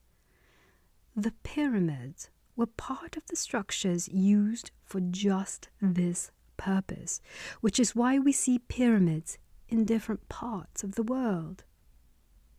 The pyramids were not built solely as tombs. They were built to protect and preserve the various tools and spaceships that the pharaohs used. The pyramids were built using physical and spiritual tools that could control and manipulate gravity. Such tools were used to lift megalithic stones and build the pyramids. The stones were carved out of different mountains using laser technology. The pharaohs brought new technology into this world that provided them with the ability and power to control human beings. The term EMF stands for electromagnetic field. Electromagnetic fields are part of the earth as well as our bodies. It was and still is a phenomenon that naturally occurs during creation. However, modern-day humans have changed the various frequencies and waves in the earth by despicable, corrupt, and abhorrent technology, which has caused the largest spiritual void that we have ever experienced. The corrupt manipulation of Earth's electromagnetic field is currently causing mental and spiritual sickness and disease. The pharaohs brought with them a different form of technology called electromagnetic pulsation, or EMP, and electromagnetic laser pulsation, EMLP. In the Fatasol language, EMP was called Magan, and EMLP was called Magya. Both of these names translate to shield in English. This technology gave them the ability to build massive pyramids. Underneath these massive structures are very large basements that house the tools and technology used to make them.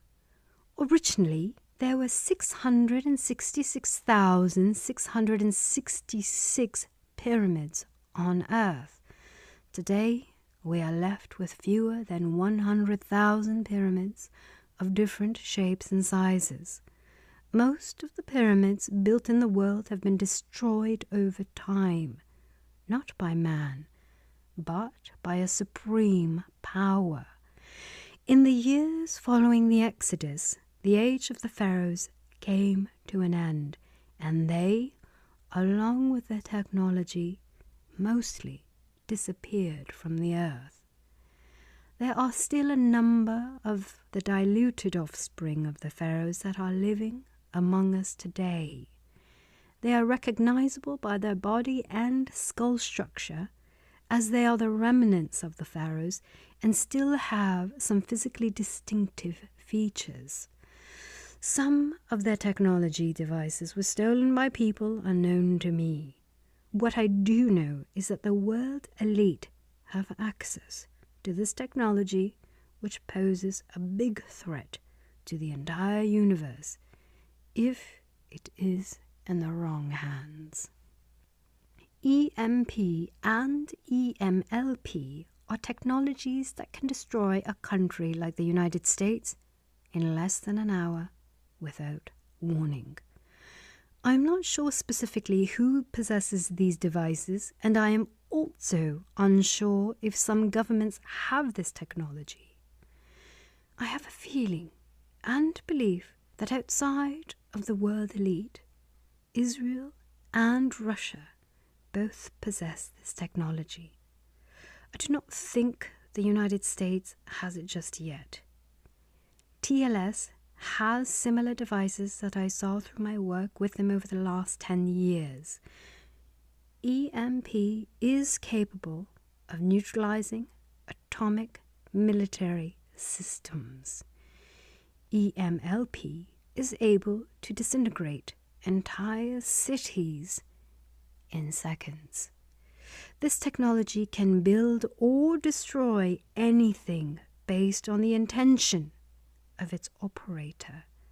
To my knowledge, no one has found the hidden basements under the pyramids just yet, but I am sure that they are still there. Some of the machinery and equipment that is stored in those basements includes aircrafts or spaceships. They are huge, energetic tools that need to be recharged by the sun every 1,000 years in order to function. There are no batteries. These machines work primarily through the use of the sun, along with magnets. Even the magical staff that we read about in ancient books works with the same energy. These staffs can change the Earth's gravitational pull with respect to a specific object at any given moment. These staffs even have the ability to provide a person with the power and ability to shapeshift, as long as that person was born with the proper genetics in order to do so. These staffs can also cure various diseases. Some of the tools and machines I'm speaking of are under the Dome of the Rock in Jerusalem. They were hidden there by Mano and Gama before the destruction of the first holy temple. Although these energies and tools can be very helpful and necessary, they can also be very destructive and threatening if used by satanic and corrupted human beings. The power of the pyramid and the pyramid code depends quite a bit on these tools and the energy they can create. These tools were created by aliens. They were not created naturally by the Creator or God. They have been used for thousands of years, but to my disappointment, they fell into the wrong hands. I hope something will happen soon to remove this threat from our universe forever. I believe that in the not-too-distant future, the right people will rise who will neutralize the power of evil and come to find the treasure that lies beneath the pyramids and the dome of the rock. I believe that the knowledge will be exposed to the people and the world will come to the true fifth-dimensional consciousness of the divine self. Whoever does not reach the fifth dimension will simply become extinct from the universe and will not reincarnate anymore. This means that even the spirit or soul will no longer exist in any capacity. Those who shall survive shall thrive, and eventually shall reach higher dimensions, even as high as the 9th or 10th dimensions as a collective communal awareness. In my opinion, these are the days of the Messiah. A new age. In those days, there was widespread use of spaceships. There was a continuous connection between the various stars and the divine self, between the spirit world and the human spirit. The early pharaohs were completely vegan. However, as time went by, they were influenced by humans who corrupted their minds, souls, and bodies through the use of forbidden foods and forbidden actions. Instead of interacting with animals, they started eating them. Even the lions of the royal palace were naturally vegans. Wherever Fatasol landed with their spaceships, they created a superior culture with the leadership of justice and love in order to spread the power of the spirit and the teachings of the spirit. Initially, Pharaoh ruled the nation as both Pharaoh, the king, as well as the spiritual leader of the nation. Over time, as the nation grew stronger, due to their new culture, happiness and wealth, they divided the tasks among the other Fatasol beings. One was the ruler of the nation, Pharaoh, while the other was the nation's spiritual leader, High Priest. Although Fatasol were housed in a physical body, they were granted perfect spiritual freedom, which completely liberated them from time and space. Because of the divine consciousness, they could move freely between stars and galaxies without the influence of time and space. In other words, they were able to experience the past, present, and future simultaneously. This means that if we are released from the limitations of time and space by true and pure spiritual consciousness, we can lead ourselves through our consciousness as our soul desires, whether it is to a physical or spiritual place. This is done through the purification of the body, the mind, the spirit, and the soul. In such a state of consciousness within the fifth dimension, in a state of gamma or higher, we can reach even higher levels of being, just like the original Fatasol of the original divine race and the pure offspring used to do. Their capabilities had no physical or spiritual limitations. For them, there is no such thing as here or there, or we or they.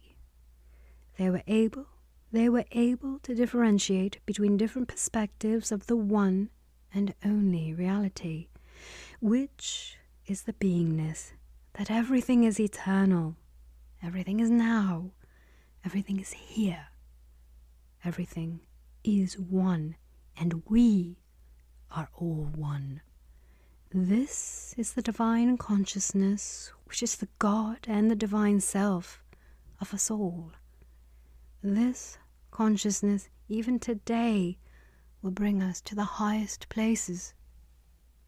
We can move with or without a body. We can leave our body and even levitate with the energy of our body without a magical staff, electricity, or even an external battery.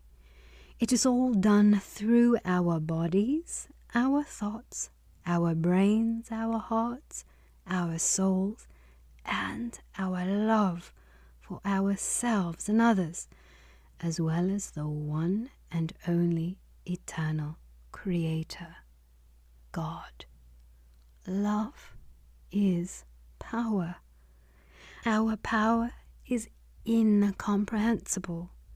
It is power that has given us the ability to build pyramids and spaceships, to heal humanity and the people closest to us. However, today we are imprisoned in a time and space devoid of love, peace, spirit, purity, and freedom. Baraka is a process that can bring just about anyone who wants to invest in themselves to touch the sacred light and become a supernatural being, just as the great Rabbi A.A., Adam, the pharaohs and the high priests were. We can create a spiritual or physical contact between all beings throughout the world, no matter the physical distance, whenever we want, through complete, united, and perfect consciousness. I know it sounds delusional, but it is doable. Fatasol lived in this way and acquired a level of power that is incomprehensible to us today. Baraka must be renewed, and this time it will be accessible to anyone who wants it. Imagine living in a world without time and space, without walls, without borders, without wars, without disease, without vaccines, without toxins, without drugs, and without doctors. A world of love, brotherhood, and harmony. A world of happiness, wealth, eternal abundance, and equality. A world without false religion and a fake book of laws that controls you. A world in which you are the law itself. A world of justice. A world without false rabbis, false priests, or any other corrupt religious leaders. A world without corrupt lawyers and without corrupt judges or politicians. It is doable. It has already happened, and it will happen again. It is better that it happens today rather than tomorrow. We are already on our way to the age of love and the era of endless information and consciousness. We are not far away. In an instant, we will learn the mysticism of water, the mysticism of spirit, the power of the woman, the power of thought, the power of the soul, the power of prayer, the power of forgiveness, and the pyramid code with the codes revealed.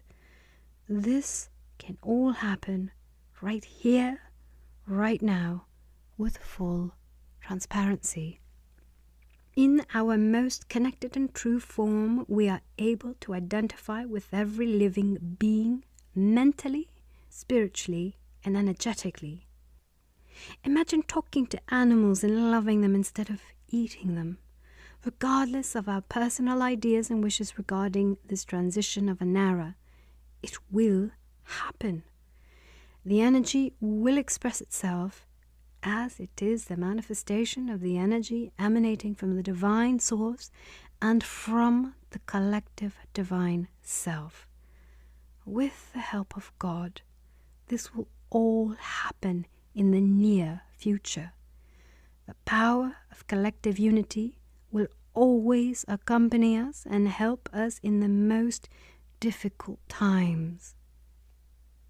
Once again, I am writing all this information from my memory of my near and distant past.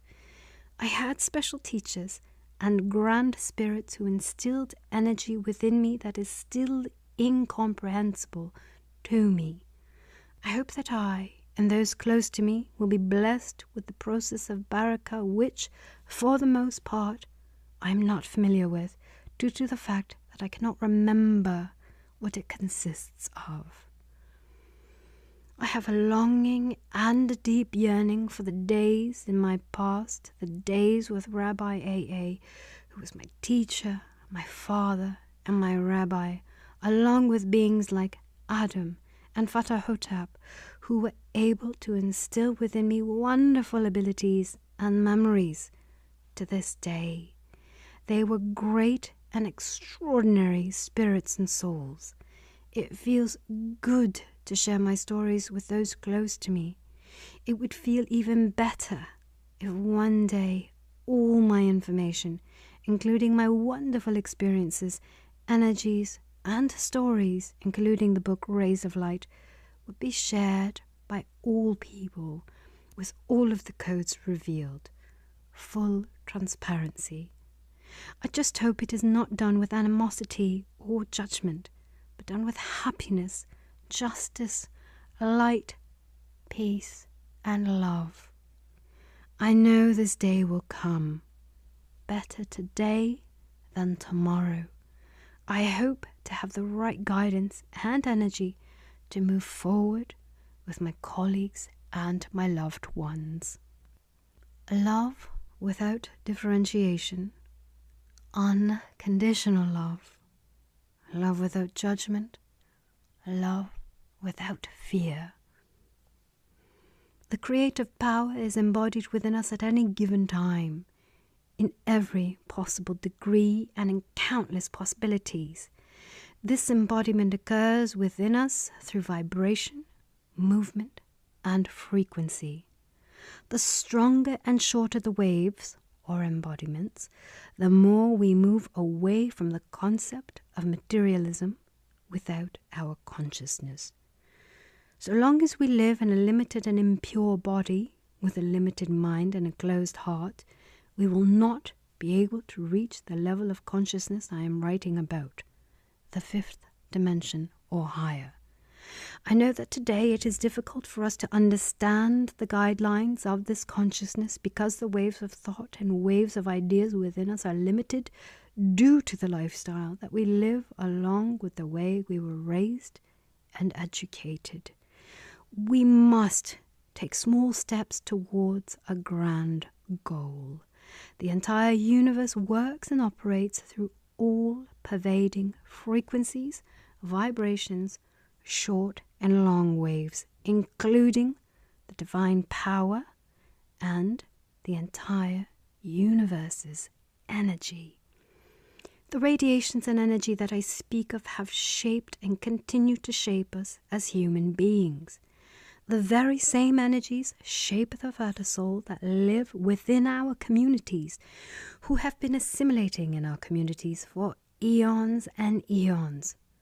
Frequencies, waves, vibrations, positive radiation, and various energies are tools in our possession to move within the physical and spiritual universe.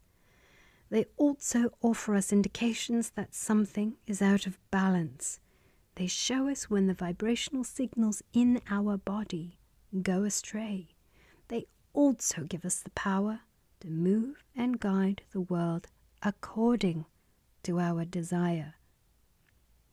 Of course, this is a process that takes ages according to our limited understanding, but it is doable, and the time is coming.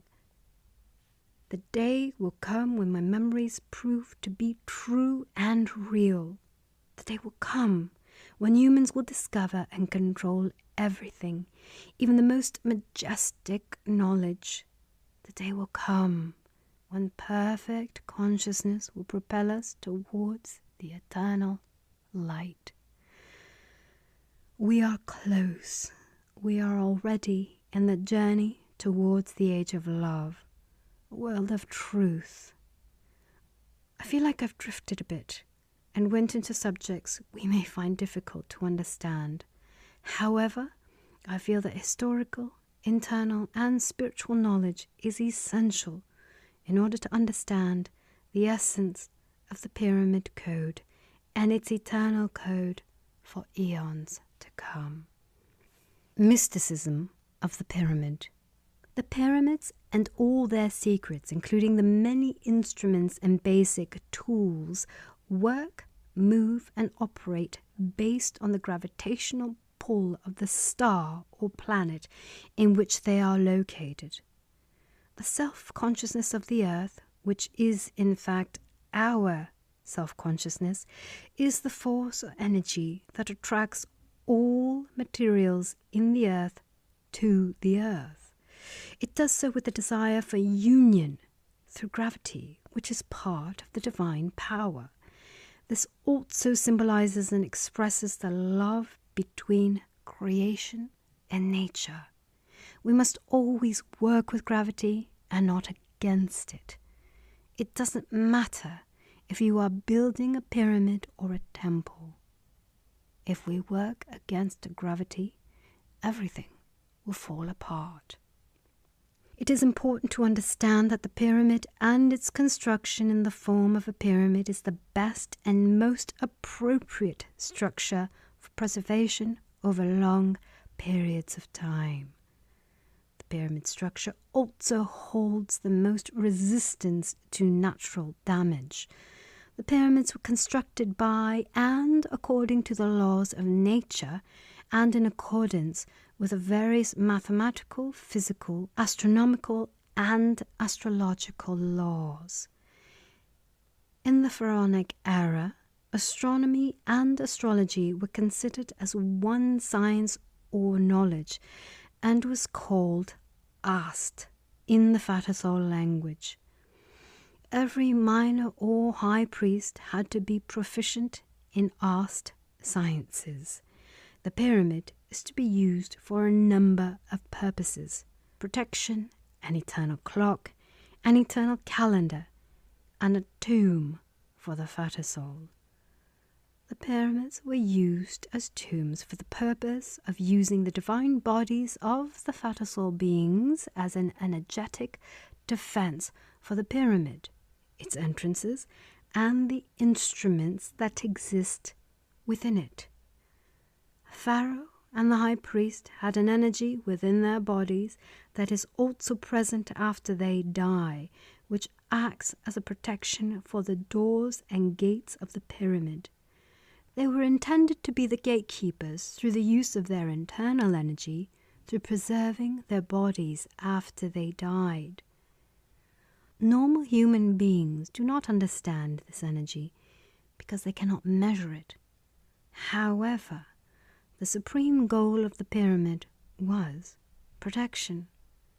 Every pyramid was carefully designed and built. Its location, angle, size of each rock, and type of rock all had a specific reason. For example, the angles of the walls relative to their bases was built at 51 degrees for various reasons, one of which was to have the sun's rays reflected to great distances.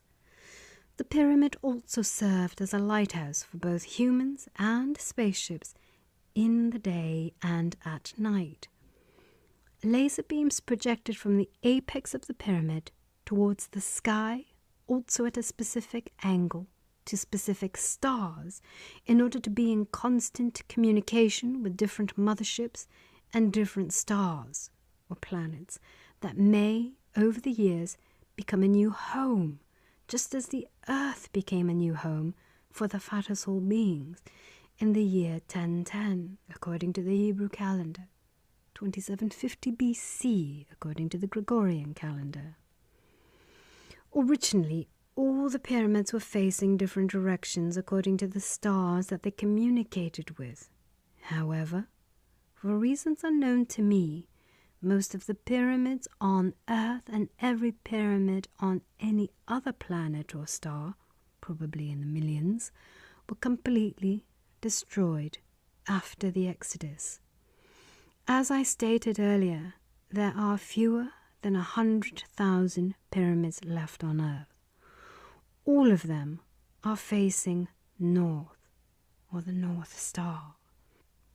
There is one star or planet in the physical shape of a pyramid that rotates counterclockwise and moves constantly in the heavens for probably eternity.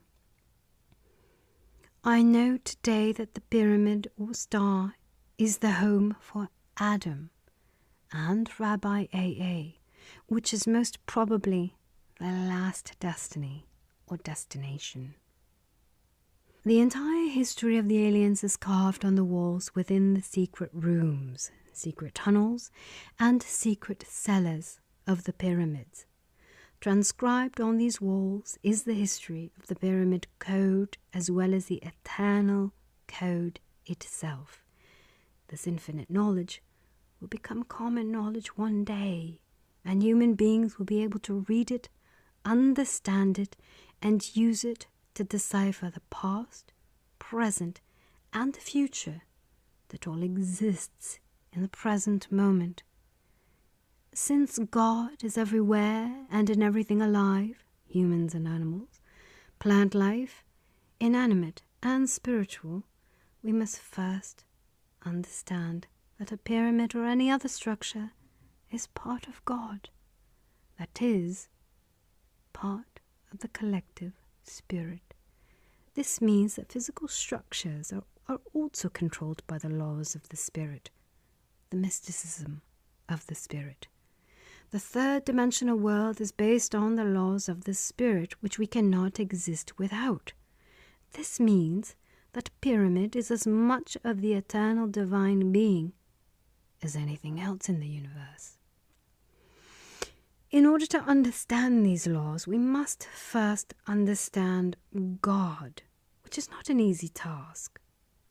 God lives in everything, and everything lives in God. God, in His perfection, can only be understood by those who can or have become God themselves in the 10th dimension. To summarize this insight, only God can understand God. Since we, as human beings, have been cut off from our divine self-consciousness long ago, modern-day man can only describe and understand the concept of God according to their mental capabilities and inner limitations. How can the finite, human, understand the infinite, God? I'm trying very hard to simplify these things before you, and I hope I succeed. It's very difficult to get to the small, hidden details without revealing the code. A reaction is first manifested through a thought, and one cannot experience their own beingness without the act itself. A thought alone does not put one in a true state of being. A thought only comes into being by the act, and the act becomes a reality only if there is at least one witness. This means that reality is only able to exist if there is an awareness or consciousness to perceive it. A correctly built pyramid with equilateral triangles on each external wall transmits necessary energy for the universe. The apex of the pyramid signifies God, eternal power, and unity. Each vertex at the base of the pyramid also signifies something specific. There are 4 vertices in the base of each pyramid that represent the living, human and animals, the plant life, the inanimate, and the spiritual, respectively. All 4 of the vertices are connected in a straight line to the apex of the pyramid through the 4 sides of the pyramid. Fatasol created the laser energy, EMLP, through the connection to the apex of the divine connection according to their vision and understanding. As I mentioned before, the galactic communication to the eternal light was continuous. I believe that even today there is a connection, but perhaps using a different energetic connection without laser technology. Perhaps through the bodies of the ancient pharaohs who store the energy in their bodies up until today. Spiritual laws and physical laws hold the foundations for building the pyramids. Spirit is life, and physical matter is its resistance. Spirit is radiation, and the physical matter is contractive. Through the construction of the pyramid, man is the link that connected the spirit world and the physical world. Without the resistance of the physical, creation as a whole would not be possible. The pyramids, their secret tunnels, secret rooms, and the huge basements on which they sit on were themselves the motherships. Every pyramid can levitate by shrinking its base, fly to wherever it desires, and return back to its place as if nothing happened. This is material resistance. All of this is in the hands of the aliens, the Fatasol, in whom lies the power of the mind, the power of thought, the secret of creation, and the complete understanding of the material world. Only with the proper combination and harmony between the laws of nature, such as the laws of physics and the laws of the spirit, is it possible to reach this level of power. The Hebrews were the builders of the pyramids, but the pharaohs were the architects. Nothing was done out of force or by suffering. It was considered a privilege to the Hebrews to be part of this event in history. The Pyramid Code was not a secret at this point in time. As time passed, it turned to become a secret since the pharaoh rulers abused the power given to them and were no longer to be trusted. Structure of the pyramid. The pyramid consists of 4 equilateral triangular surfaces. Each triangle has 3 equal sides and 3 vertices. The inner surface within each of the triangles is known as the divine surface. God resides within each of the triangles, or the divine surfaces, and is an integral part of the pyramid. The 4 equilateral surfaces on the pyramid allow us to understand that each pyramid has 4 visible divine surfaces projecting from the exterior of the pyramid into the universe, as well as 4 internal divine surfaces radiating into the pyramid.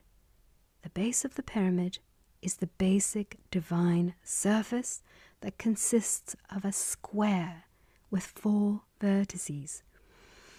The square radiates its energy through its surface, both internal and external, as well as its 4 vertices to the apex at the top of the pyramid. Each vertex at the base of the pyramid faces a different direction: north, south, east, and west. Each wall or divine surface of the pyramid also faces a different direction: north, south, east, and west. Each vertex at the base of the pyramid provides energy for the living, human and animals, the plant life, the inanimate, and the spirit. All of these vertices, as one, radiate and absorb divine energy from the apex at the top of the pyramid. The apex is always connected by laser or solar radiation to the original divine energy or source. On all of the divine surfaces and all of the vertices, energy radiates and absorbs divine energy simultaneously. The pyramid both projects and receives energy. The pyramid transmits through its divine surfaces the divine energy that radiates outward, but also inward through its internal divine surfaces. The divine surface at the base of the pyramid radiates energy into the pyramid, upward to the apex, towards the spirit, and downward into the earth, towards the physical. When the pyramid rises and flies as it did in the ancient days, one light could be seen coming out of the apex and fall from the vertices on the base towards the north, south, east and west. There were 12 lights at the bottom of the base divine surface in the shape of a circle that could only be seen when flying. These lights symbolized the zodiac. Additionally, there was one light in the middle of the circle that represented the divine light. Even today, there are spaceships that exist in the shape of pyramids exactly how I have described them here. Spaceships exist in many shapes and styles, such as pyramids, cylinders, saucers, flying triangles, and many other different shapes. There are motherships that look like massive industrialized cities that just hover in space, waiting for incoming and outgoing flights. The size of each is unimaginable. Motherships usually hover in space without motion. They rarely move, hover, and fly to different geographical locations. Every pyramid stores worldly power and divine energy eternally due to the way the pyramid was constructed by the Father Soul. Every pyramid was built in different sizes, but every wall is always at a 51-degree angle, with a precise angle relative to the sun. Each pyramid is also connected to the 12-star system in our zodiac. As I said earlier, every pyramid today is facing north towards the North Star. The original pyramids were built by divine energetic powers, but have been preserved through the years by the alien energy, Father Soul, through EMP and EMLP. The pyramid personifies the reality of the divine energy embodying itself in the material world. The divine energy resides in every one of its creations as well as the creations of other beings, aliens, Father Soul, or simply human beings. The four walls of the pyramid personify, signify, and symbolize the divine revelation multiplied by 4. Heavenly winds and the Garden of Eden. God radiates his influence in 4 different ways through the 4 heavenly winds. The source of these energies, the 4 heavenly winds, comes from the Garden of Eden, which is a paradise according to our understanding today. The Garden of Eden is located in Iraq, not far from Baghdad. It is a place that is exposed to the spirituality of the soul. However, it is hidden from the naked eye. The 4 characteristics of the flow of these winds, the heavenly winds, exists in everything that is created on earth. Every wind has a feature as well as an influence. Western wind brings rain, humidity, and warmth. Eastern wind brings coolness and refreshment.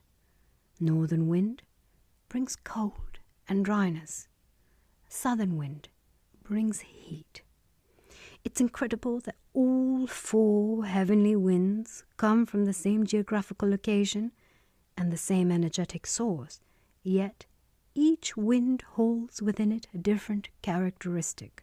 How could it be that warm air comes from the south and cold air comes from the north, yet they are both coming from the same source simultaneously?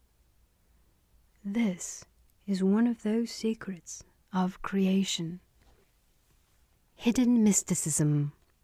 Today, the mysticism is hidden, but the day will come when the mysticism will be revealed and transparent.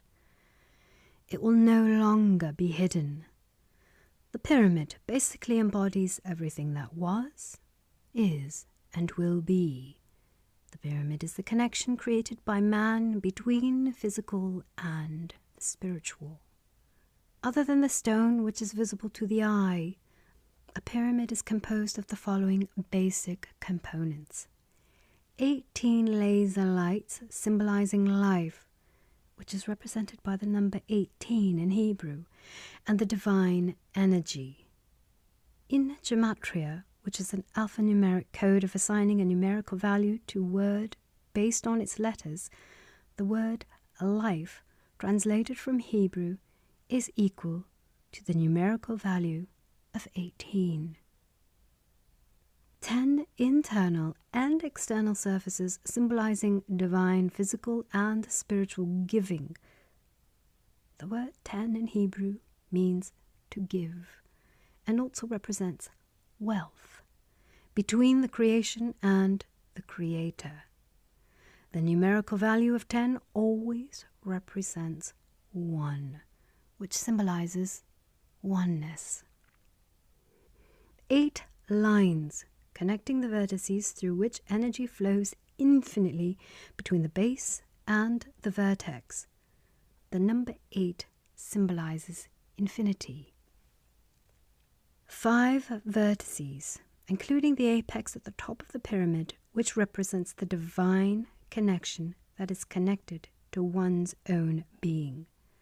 The numerical value of 5 represents the letter He in Hebrew, which symbolizes the divine God. 4 vertices at the spiritual base, 4 heavenly winds, that always point towards north, south, east and west. The zodiac is an integral part of the earth and the pyramids. Without the energetic radiance of the zodiac signs or constellations, the earth and the pyramids would never survive. The constellations of the zodiac surround Earth and are fixed in space. The zodiac constantly emits 12 different energies from its 12 different fixed constellations in the direction of Earth. Within the confines of each of the 12 constellations of the zodiac exist 12 stars that are not visible to those who are not currently at the awareness of the upper levels of the 5th dimension or higher. The 12 stars within the confines of each constellation each spin on their own axis. Additionally, the 12 stars within the confines of each constellation all revolve around the center of each constellation as a unit. This means that there are 144 stars within the confines of the constellations in the zodiac that are not visible to the eye. These stars will only become visible to us when we reach the upper limits of the 5th dimension or higher. Earth's origin of creation is a direct result of the 12 different energies radiating from 12 different constellations of the zodiac in a circular, counterclockwise, motion around the Earth. This resulted in the formation of the physical world. Earth grew into what we know it to be today via an intimate connection with the sun and the solar energy emanating from the zodiac. This eventually turned Earth into a satellite of the sun, and today the Earth is an integral part of the sun and the stars. The Earth is a physical creation that was created through the use of the energies of the stars or planets and the sun. The zodiac is made up of 12 constellations. Each constellation is symbolized by an animal, inanimate object, or soul. Each of these symbolize the spirit based on 4 fundamental points, which are the 4 divine areas of the heavens in a divine being. These 4 fundamental points are 1. Lion, symbolizing the divine surface and fire. 2. Eagle, or scorpion according to today's astrologers, symbolizing the divine surface and wind. 3. Bull, symbolizing the divine surface, earth. And 4. Aquarius, symbolizing the divine surface, water. As I stated earlier, each divine surface is a triangle with 3 vertices. Being that each pyramid has 4 walls, or divine surfaces, when the number of vertices of each divine surface, 3, is multiplied by the number of walls on pyramid structure, 4, we get the number 12. This represents the 12 different constellations within the zodiac. Every constellation in the zodiac has its own uniqueness. For example, Aries represents libido and the force of the spring season. Virgo represents the mother of nature. There are many more examples, but I will not get into astrology right now. I am sure all of this may be quite difficult to understand, especially since I cannot reveal the code that would explain and clarify the connection between the physical and spiritual, between the pyramid and the zodiac, between the creations and the creator. The pyramid. I will do my best to sum up the essence of the pyramid code in a nutshell. Every pyramid in the universe signifies divine perfection, divine spirituality, divine physicality, and eternal light. Every pyramid moves, behaves, transmits, and absorbs spiritual and physical energy through the use of basic principles at the source of the pyramid being. The pyramid is a being, as I have already established. The physical beingness of the pyramid is the power of electricity. The spiritual beingness of the pyramid is the power of thought. The electricity that I am speaking of is not the same electricity that we know of today. It is an electric force that exists in the hands of very few people. This force is not known to the scientists and ordinary people of today. Electricity has spiritual foundations, but it is the material being of the pyramid. Electricity is not seen by the naked eye, and it has no taste, smell, or color. Electricity is not alive or inanimate. However, it can be measured by humans through certain devices that can determine its level of power. Electricity can kill or revive and build or destroy, all at the will of the operator. Electricity is the vital energy that is necessary for the survival of the universe in all its frequencies and vibrations. Natural electricity, as opposed to artificial electricity, or man-made, can provide us with infinite energy and comfort in the modern world that we live in. I am referring to universal, free and natural electricity that does not pollute the earth, the human body, or the soul. Modern-day artificial technology works at a frequency of 50 Hz to 60 Hz, depending on the country in which the electricity is produced. The average Western country uses 400 terawatt-hour of electricity.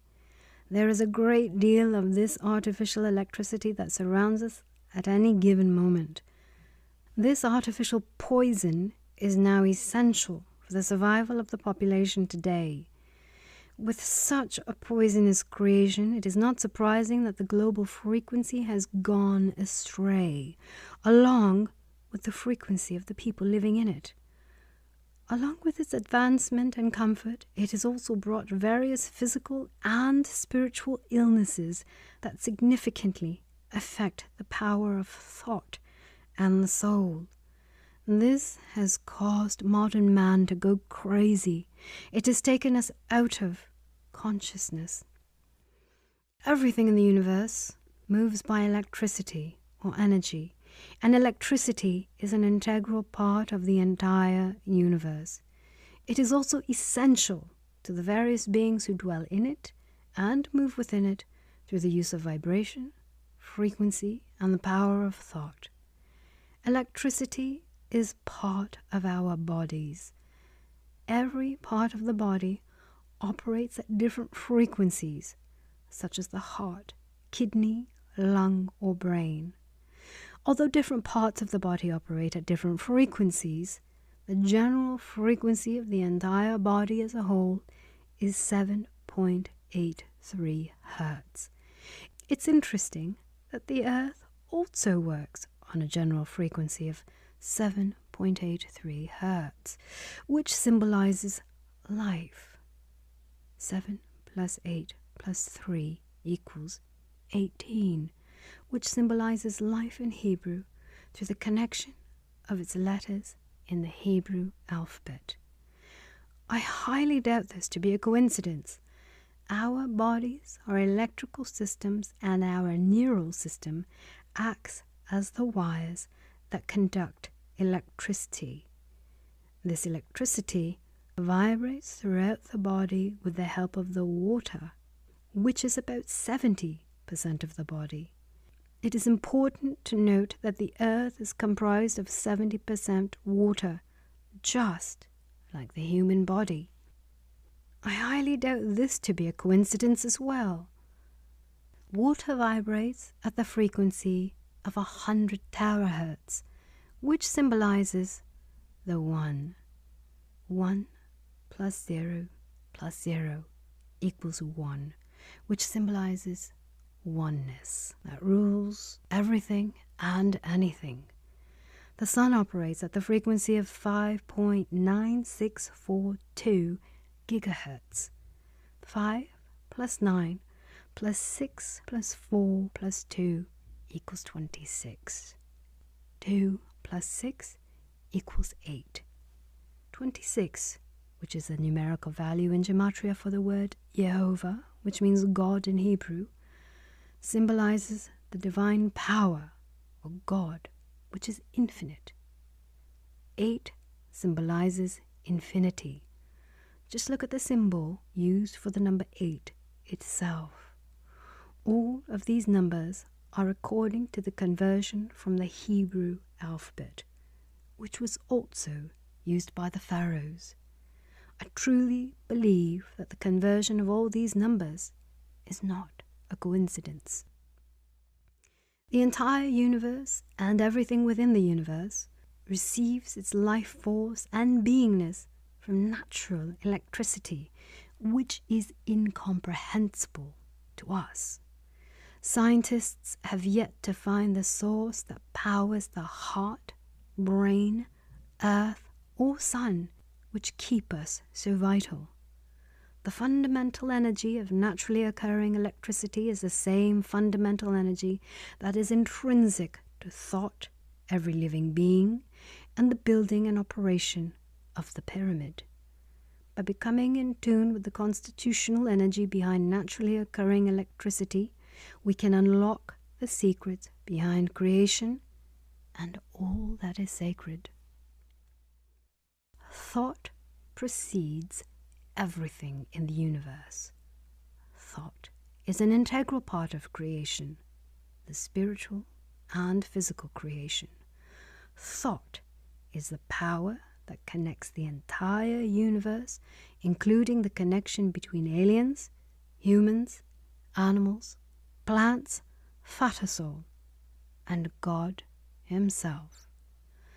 By the way, we humans are the lowest level of consciousness before plants. Even animals have surpassed us. Humans today are at an extremely low level, far from the fifth dimension. Clean and pure thoughts bring us to eternal consciousness needed to activate not just the pyramids, but the entire universe. The Pyramid Code is part of the secret of the universe, a secret that we will only reach with the right consciousness. Ever since the time of the pharaohs, human beings were known as the people who contaminated the Fatasol race. Every pyramid receives, provides, absorbs, transmits, and stores EMP and EMLP. Every pyramid moves through the use of magnets in its base, the energy of the sun, and the power of thought of its operators. Every pyramid, regardless of its size or location, can fly to any distance, regardless of space or time. Every pyramid is built of stone or rock that symbolizes the divine surface, the earth. Every pyramid is built and set at a specific angle, 51 degrees, towards the zodiac, the sun, and the North Star. Every pyramid contains 18 laser lights that symbolize divine energy and the divine light, with one always at the apex and the rest at the base.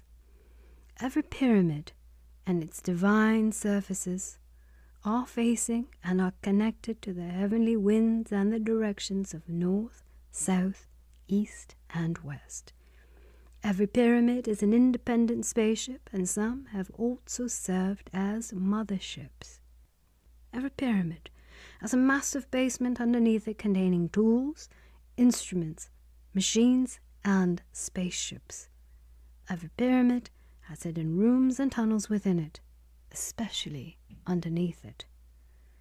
Every pyramid contains its history and documentation, using the Hebrew alphabet on its inner walls in the secret rooms that was engraved using laser technology. The engravings reveal the purpose of the pyramids, the Pyramid Code, and the code that activates it. Every pyramid can also shrink by moving the stones and rocks at its base into the pyramid itself. Every pyramid is independent without relying on one another. However, all are connected to the eternal light.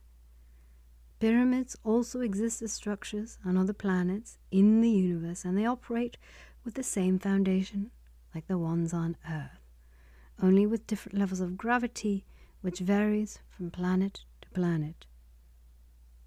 Only on planet Earth did the pyramids turn into a tourist destination that is desolate and boring. Every pyramid can manipulate natural forces, such as gravity, in any way its operator desires. The pyramid star. Every star in the universe is a circle, except for one star, which is known as the pyramid star. Like all other stars, it has been moving for eons in direct connection with the zodiac and its constellations. However, it is in the shape of a pyramid. The pyramid star contains life, but not according to our limited understanding. Only worthy souls who meet the highest demands of the supreme power make it to the pyramid star. The pyramid star and every pyramid on Earth was made, created and operated through the removal of time and space, as well as combining the power of thought together with the physical technologies of EMP and EMLP. The power of thought. The only thing in the entire universe that is faster than the speed of light and the speed of sound is thought. Aliens and human beings that operate spaceships or pyramids activate their crafts through thought combined with the energy of the body. For example, the operator of a spaceship uses his hands to project the internal spiritual energy in order to propel a physical machine through the use of his thought. The main factor in the incomprehensible speed of spaceships today and in more ancient times is thought.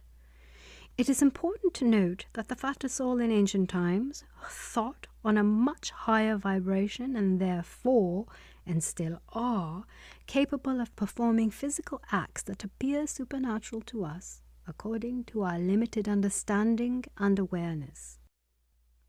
The Age of Love. I hope that this documentation has given you a general understanding of the physical and spiritual nature of the pyramid and its teachings. I am aware that it is difficult to understand the true essence without the knowledge and understanding of the different codes, but I hope that the day will soon come that the entire world will be exposed to the secrets of creation, the codes, and the different formulas in order for us to all reach the age of love in strong spirit. This will lead us to pure love, true tranquility, and peace throughout all of humanity. This documentation, unlike the book Rays of Light, was written without codes at all except for the part where I try to explain the essence of the pyramid code. There are no codes in the English text. The day will come when the different codes will be revealed to everyone, and the understanding of this material will be easier to understand. Everyone will be able to apply the knowledge and wisdom of this document both physically and spiritually. All the writing here is purely from my memory of the distant past and the guidance I have undergone and experienced over the last 10 years. As I have already mentioned, the more I learn, see, and experience, the more I realize that I do not really understand anything, and I am still in the beginning stages of my journey. At least I am comforted to know that we are on the right path towards the age of love that we all unknowingly long for. There are many secrets and mysticism within our world, and unveiling it is part of our wonderful journey.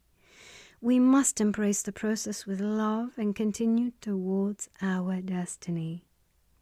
One day, we may all be worthy and reach the pyramid star, the world of truth, tranquility, and love. This documentation has brought me to new understandings.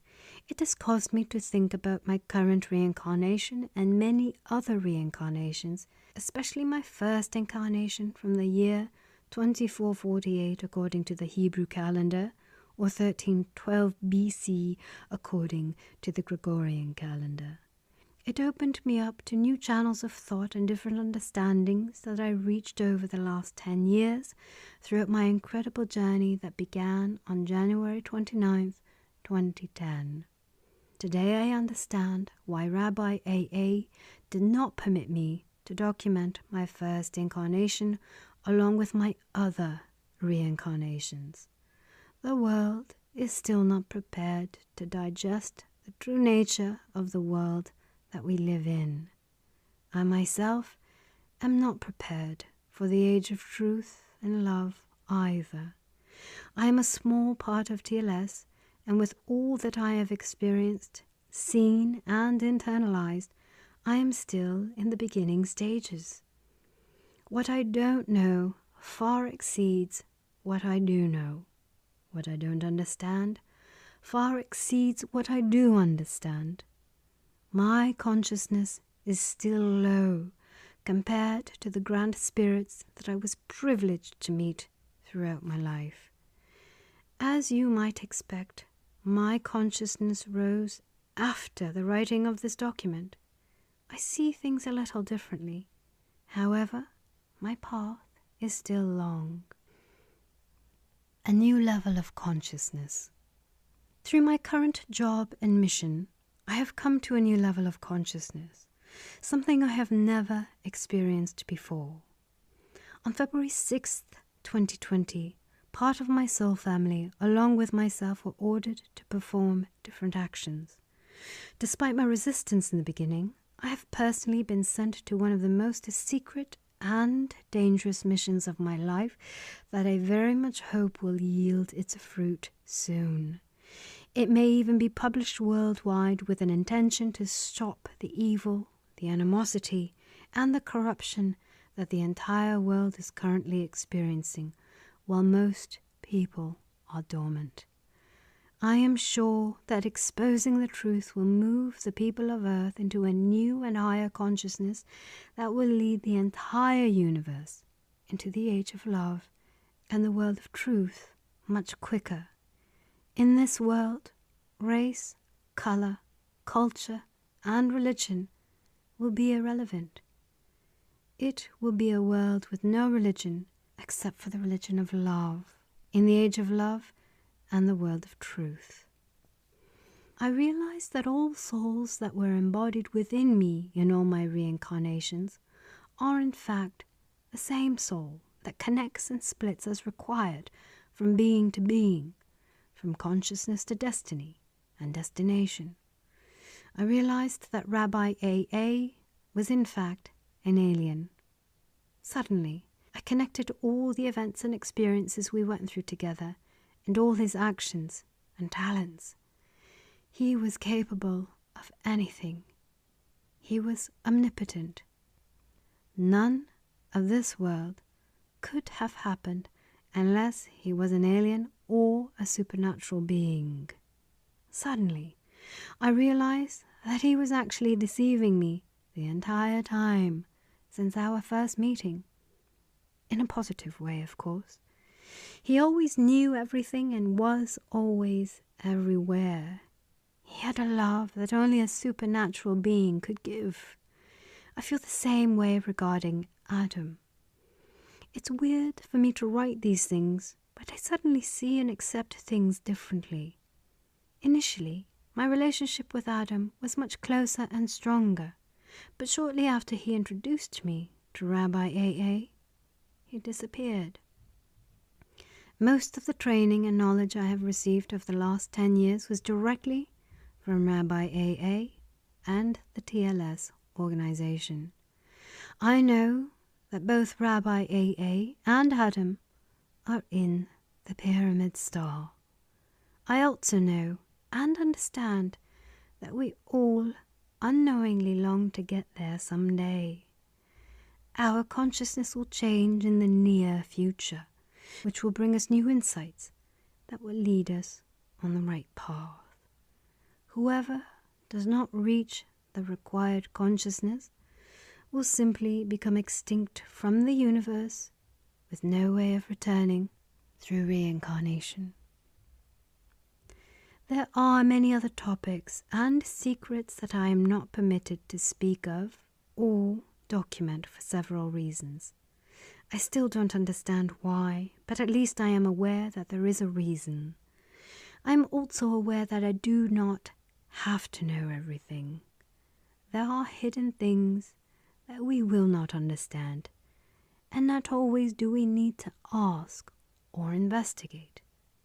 Time will run its course, and providing we choose the right path, we will reach a higher consciousness of the self, which will lead us to our destiny in our current reincarnation. While in the age of light, we will reach our ultimate goal and final destiny of realizing the age of love and the world of truth. Throughout writing this document, many thoughts of my current reincarnation and my past reincarnation have run through my mind. Is it possible that I was also some form of alien in my first incarnation? Is it possible that myself, Jason, or some of my friends within the organization like Tina or Orly are forms of aliens who are unaware? Is it possible that I simply don't remember everything because I am not fully conscious? Is it possible that they, my friends, simply will not remember until they reach their required level of consciousness? Obviously, I don't remember everything. I believe that someone is making sure that I don't remember everything for various reasons. How is it possible that I reached such high abilities in my past reincarnations and lived such a long life without being from the offspring of Fatasol? I know that Amram was a supernatural entity, and thus I conclude that his son, Menachem, must have been part of the same system. It makes me wonder and ask, why? What else do I not remember? When will I get the information needed to continue to my final purpose and destiny? Internal dissonance. I constantly experience a dissonance between the information in my memory and Rabbi AA's remarks regarding his insistence on the Torah as the word of truth and the word of God. I understand that I am aware that the Torah was written and structured by the use of a specific code that I do not know. I know that it is not simply a history book. My dissonance exists because I know that the physical story is not as accurate as the entire world thinks. There are many contradictions between what I remember, what I know, what is written, and what I was taught in school. I have a problem with various spiritual leaders, such as Moses, in the way he is portrayed in history as opposed to what happened in reality. I never understood Rabbi AA's insistence and defense of the scripture, even though we both knew the truth that contradicted the scripture. In every disagreement or question that I had, his response was always the same. Learn and you will know. I never liked this response, but today I understand a little bit more. Without learning and understanding the code, I cannot reach the absolute truth.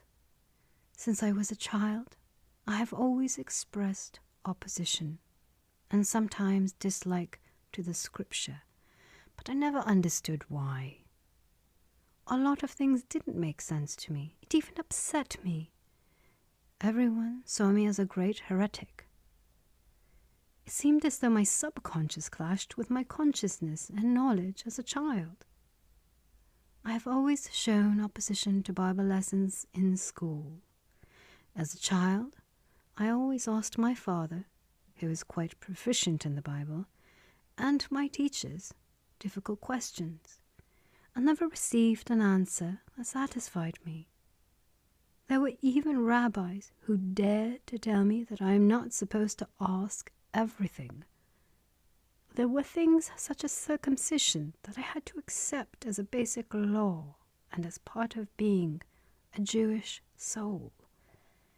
Even the term Jewish, Yehudim, causes an internal conflict for me because of the knowledge and memories from my past. In Hebrew, the term Yehudim means the Jewish people. On the other hand, the term Yehudim means the people of destiny.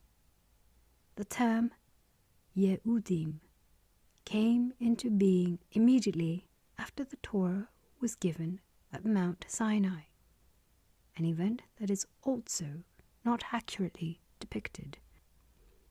Yehudim is a term that comes from the root word destination, ya'ad in Hebrew. Until the day the Jewish nation received the Torah, they were called Hebrews or Israelites. The Hebrew alphabet was already in existence from before the time of the pharaohs. The proof of this is that its letters can be found in the inscriptions of the various pyramid stones within the hidden rooms of the pyramids. We, the Hebrews, are in fact not Yehudim, but Yehudim. This means that we are always on our way to our destiny, the age of love. The words destination, my destination, and our destiny in Hebrew all come from the same root word, ya'ad in Hebrew, which translates to destination in English. Take note that the change from Yehudim to Yehudim is a change of one letter in Hebrew, which alters the entire meaning, essence, and energy of the word. However, they are both pronounced the same way.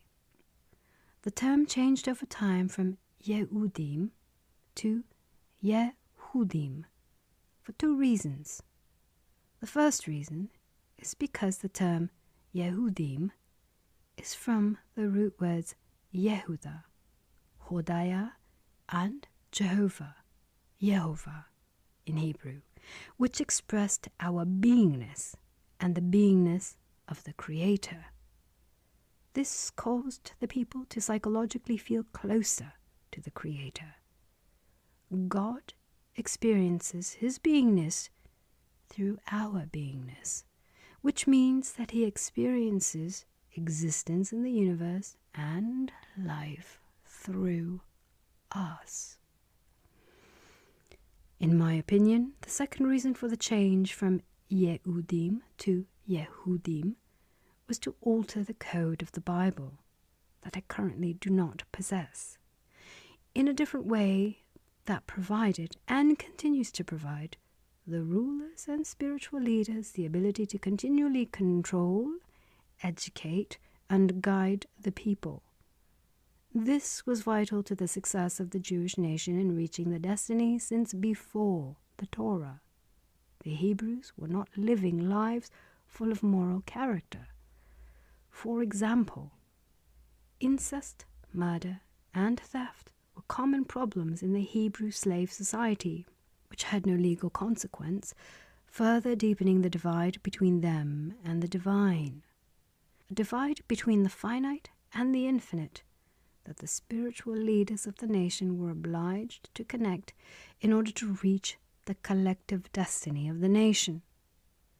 In order to guide the Hebrews out of this corrupt mode of thinking and behaving, the spiritual leaders had to adopt a new system of guidance, which led them to change Yehudim to Yehudim in order to achieve their goal and mission in causing the nation to receive and absorb a new level of awareness throughout the different eras that they have to go through the experience that would ultimately bring them to the age of love.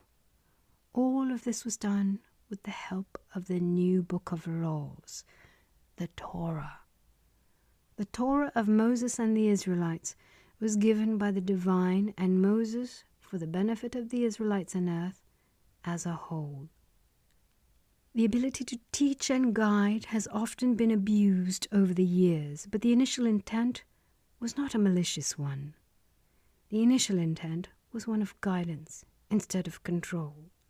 The feeling of being closer to the Creator gave the rulers and spiritual leaders a stronger level of guidance and control of the nation in all aspects.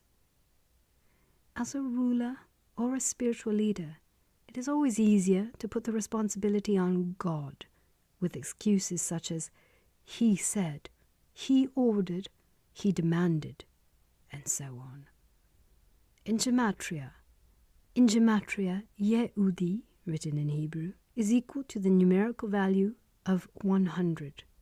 1 plus 0 plus 0 equals 1, which symbolizes the one and only being, the eternal light, or as we call it, God or Jehovah. Jehovah, written in Hebrew, has the equivalent numerical value of 26, which is equal to 8. 2 plus 6 equals 8. The number 8, as previously showed, symbolizes infinity.